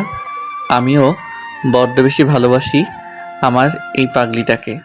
বলে নীল রুহিকে জড়িয়ে ধরলো আর ওর কানের কাছে গিয়ে বলতে লাগলো, আচ্ছা, আমি কি সত্যি বাবা হতে চলেছি? সত্যি? এর মাঝে রিহানা নীলা দরজায় নক করলো আর এসে বলল, কি আপনাদের প্রেম করা হলো? তাহলে কি আমরা আসবো? রুহি হালকা সরে বসলো। বেচারি ভালোই লজ্জা পেয়েছে, মানতে হবে। আয়। আরে আরে, কি করছিস? বসছিস কেন? একদম নড়াচড়া করবি না, তুই এমনিতেই ক্লান্ত। আর আমি এখানে কিভাবে আসলাম তাই তো বুঝতে পারছি না। আমাকে একটু খুলে বলো তো। তাহলে শোন, আর ভাবি আপনিও শোনেন। তোর মনে আছে যখন তুই ভাবির সাথে ঝগড়া করে গাড়ি নিয়ে বের হয়ে গিয়ে বাসায় ভাঙচুর করে বের হয়ে গাড়ি ড্রাইভ করতে করতে আমায় কল দিয়ে সব বললি? তখন আমি বুঝেছি কিছু একটা হতে চলেছে। আর ওই টাইমেই তোর উপর কারা যেন অ্যাটাক করলো। তার কিছুক্ষণ পরই হঠাৎ তোর চিৎকারের আওয়াজ পেলাম, আর তারপর থেকে তোর ফোন বন্ধ, আর আমি সঙ্গে সঙ্গে এখানে চলে আসলাম। আর তারপর ঘটে যাওয়া সব কাহিনী তাদের বলা হলো। ধন্যবাদ ভাই, তোর জন্যই আজ আমি সহ আমার বউ বাচ্চা ঠিক আছে। আমাকে ধন্যবাদ দিয়ে তুই ছোট করিস না। আমি যা করেছি তা অতি সামান্য তোর সাহায্যের কাছে। তুই যদি আমার জীবন বাঁচিয়ে তোর পরিবারের স্থান না দিতি আর নিজের ভাই না বানাতি, তাহলে আজ এই রিহান আহমেদের কোনো অস্তিত্ব থাকতো না এই পৃথিবীতে। বুঝছি, বাদ দে। রিহান, তুমি কিন্তু একটা জিনিস মিস করে গেলা। কি মিস করলাম আমি? ওই যে নীলের বউ সহ বাচ্চা। ও শিট, এটা তো ভুলেই গেলাম। কিভাবে? আচ্ছা দোস্ত, বুঝলাম না ব্যাপারটা। আর এটা তো আগে বলিসনি যেভাবে প্রেগনেন্ট। শালা, আমিও একটু আগে জানতে পারলাম একটা। ওকে, আমি তাহলে সবাইকে খুশির খবর জানিয়ে দিচ্ছি। রিহানা নীলা সবাইকে খুশির খবর জানিয়ে দিল। অবশেষে কয়েকদিন পর নীল সুস্থ হলে ওকে বাসায় নিয়ে যাওয়া হলো। আর এদিকে হৃদয়ের হাতের রক কাটে ও সারা শরীর থেকে রক্ত ঝরতে ঝরতে একটা সময় ও ছটফট করতে করতে মারা যায়। আর এদিকে রুহির বাবা আর নীলের বাবার সিদ্ধান্ত নেয় কালকেই রুহি আর নীলের বিয়ে দিবে। তারপরের দিন সব কিছু ঠিক করে ওরা ওদের বিয়ের সব কিছু এঙ্গেজমেন্ট অ্যারেঞ্জমেন্ট করে ফেলে। অবশেষে নীল আর রুহির বিয়ের কাজ সম্পন্ন হলো। নীল আর রুহি দুজনেই খুশি, সাথে ওদের পরিবার। খুব বড় করে ওদের বিয়ের অনুষ্ঠান সম্পন্ন হয়েছে। রুহিকে নীলের রুমে নিয়ে গিয়ে রাখা হলো আর নীল ওর বন্ধুদের সাথে সাথে আড্ডা দিচ্ছে। আড্ডা দিতে দিতে নীল দেখে রাত 12টা বেজে গেছে। তার বন্ধুদের কোনো মতে বুঝিয়ে রুমে চলে এলো। রুহি মাথা নিচের দিকে দিয়ে বসে আছে। ও পায়ের শব্দ পেয়ে বুঝে গেল নীল আসছে। নীল রুমে ঢুকেই দরজাটা বন্ধ করে দিল। তারপর রুহির পাশে গিয়ে বসলো। যে ওর ঘুমটা উঠাতে যাবে তখনই রুহি বলে উঠল, একদম হাত দিবে না, হাত সরাও আর আমার থেকে দূরে গিয়ে দাঁড়াও, দাঁড়াও বলছি। নীল বেচারা হঠাৎ রুহির এমন ব্যবহার দেখে রীতিমতো ভয় পেয়ে গেছে। আর রুহির বলার সাথে সাথে দূরে গিয়ে দাঁড়ালো আর ভয়ে ভয়ে বলল, কি হলো, এমন করতেছো কেন? রুহি ঘুমটাটা উঠে বলতে লাগলো, এতক্ষণ কোথায় ছিলে? জানো তোমার জন্য সেই কখন থেকে বসে আছি। আসলে বন্ধুদের সাথে ছাদে ছিলাম তো, আড্ডা দিতে দিতে কখন যে 12টা বেজে গেছে খেয়াল করি নাই, সরি। আর এমন হবে না। এটা বলে নীল বসা ধরলো আর রুহি বলে, তোমাকে কি আমি বসতে বলেছি? হ্যাঁ, যে তুমি বসছো? দাঁড়াও, তোমাকে এখন শাস্তি পেতে হবে। বলছি কি, আজকে শাস্তি না দিয়ে বাসরের কাজটা করলে হতো না? না, একদমই না। তোমার শাস্তি পেতে হবে মানে হবে, আর না হলে বিছানায় কোনো স্থান নেই তোমার। কি করবা তা ভেবে দেখো। আচ্ছা বলো, কি শাস্তি পেতে হবে আমায়? তোমার শাস্তি হলো এই যে এখন কান ধরে 100 বার উদ্বাস করবা। না করলে হয় না? না হয় না, করো। ওকে, করছি। নীল উঠবোস করা শুরু করলো আর তার কিছুক্ষণের মধ্যেই রুহি বলে উঠল, থাক, হাল লাগবো না, এখন থামো। রুহির কথা শোনার পর নীল যেন হাঁপ ছেড়ে বাঁচল। রুহি নীলকে সোজা হয়ে দাঁড়াতে বলল আর নীলও তাই করলো। রুহি খাট থেকে উঠে এসে নীলকে সালাম করে আবার খাটে গিয়ে বসে পড়ল। আর তারপর রুহি নীলকে ওর কোমটা সরানোর পারমিশন দিল। আর নীল তখন গিয়ে ওর ভালোবাসার মুখটি দেখতে পেল। নীলের এমন অনুভব হতে লাগলো যেন কোনো ডানাকাটা পরি ভুলবশত রুমে প্রবেশ করেছে। ও নিজের থেকে কন্ট্রোল হারাতে চলেছে। রুহির এই রূপ, মায়া যেন ওকে রুহির কাছে টানছে। ও যেই রুহিকে কিস করতে যাবে তখনই ওর মুখ রুহি হাত দিয়ে চেপে ধরে আর বলে, এখন আমাকে কোলে করে ছাদে নিয়ে চলো, আজকে সারা রাত তারা গুনবো তুমি আর আমি। ওকে বলেই নীল রুহিকে কোলে তুলে নিল আর সোজা ওকে ছাদে নিয়ে এলো। ছাদের এক কোণায় দোলনা। নীল রুহিকে নিয়ে দোলনায় গিয়ে বসলো। রুহি নীলের হাত ধরে কাঁধে মাথা রেখে বসে রইল আর নানান কথা বলতে লাগলো। আর এক পর্যায়ে রুহি নীলকে জিজ্ঞাসা করলো, আচ্ছা রিহান ভাইয়ের পরিচয়টা আমাকে একটু ভালোভাবে বলো তো, আমি তখন হসপিটালে ভালোভাবে কিছু বুঝতে পারিনি। আচ্ছা শোনো তাহলে। 15 বছর আগে আমি আব্বু আম্মুর সাথে আব্বুর এক বন্ধুর বাড়ি যাই বেড়াতে। আর সেখানে যাওয়ার পর আমার খুব ইচ্ছা করছিল গ্রামের খালের পানিতে গোসল করতে, কিন্তু আমি সাঁতার জানতাম না। কিন্তু ইচ্ছা যখন হয়েছে তখন তা তো পূরণ করতেই হবে। তাই আর কোনো কিছু না ভেবে চলে গেলাম খালের পাশে। 1 ঘন্টা যাবৎ আস্তে আস্তে করে খালের হালকা পাশে নেমেছি। কি আর করব, ভয় করতেছিল একলা একলা। আর তার উপর আমি আবার সাঁতার জানি না। যেই উঠতে যাব তখনই দেখলাম আব্বু আম্মু আমার দিকেই আসছে। আমি তাদের দেখে তাড়াতাড়ি উঠতে গেলেই পা পিছলে পড়ে যাই। আর খালের পাড়টা মনে হয় 2-3 আঙ্গে মাটি কেটেছিল, যার কারণে খালের পাড়ে ওঠার চেষ্টা করেও আর উঠতে পারছিলাম না। আস্তে আস্তে মাঝখানে চলে যাই। আর তখনই কোথা থেকে একটা ছেলে এসে আমার জীবন বাঁচায়। আর ওই ছেলেটাই হলো রিহান। জানো, ওকে যখন জিজ্ঞেস করি ও ওর জীবনের চিন্তা না করে আমার জীবন কেন বাঁচালো, তখন ও কি বলেছিল জানো? কি বলেছিল? আরে সাহেব, আমার কিচ্ছু হইতো না, আমি মরলেও কাইন্দার কোনো মানুষ নাই, কিন্তু আপনার জীবনটা অনেক দামি। আপনার কিছু হইলে তারা পাগল হইয়া যাইতো। আমি তো দেখছি তাগো অবস্থা। কেন কেন এই কথা বলছো কেন? তোমার মা বাবা কোথায়? সাহেব, আমার মা বাবা নেই। মানে তোর মা বাবা কই তাইলে? সাহেব, তারা মারা গেছে। বলে কেঁদে দিল রিহান। নীল দেখলো রুহির চোখে পানি। ওর চোখের পানি মুছে দিয়ে ওকে নিজের কাছে মিশিয়ে আবার বলতে লাগলো, আমরা যখন আব্বু আর আম্মুর কাছে যাই তখন আব্বু বলল, রিহান, তোমার বাবা মা নেই তো কি হয়েছে? আজ থেকে আমরা তোমার বাবা মা। আর নীল তোর ভাই, চল আমাদের সাথে। রিহান খুব খুশি হয়েছে ওই দিন, আর আমিও সাথে একটা ভাই প্লাস বন্ধু পেয়ে গেলাম, বুঝছো? হুম, তা ম্যাডাম, তাহলে আমাদের বাসরটা করা যাক, কি বলো? জানি না। তারপর নীল রুহিকে কোলে নিয়ে রুমে চলে এলো আর বাসর ঘরে। তারপর রুহি আর কোনো কথা না বলে দুজনের ঠোঁট এক করে দিল।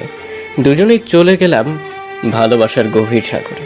সাগরের নিচে অনেক অন্ধকার থাকায় আর দেখতে পাইনি, তাই কিছু বলার নেই।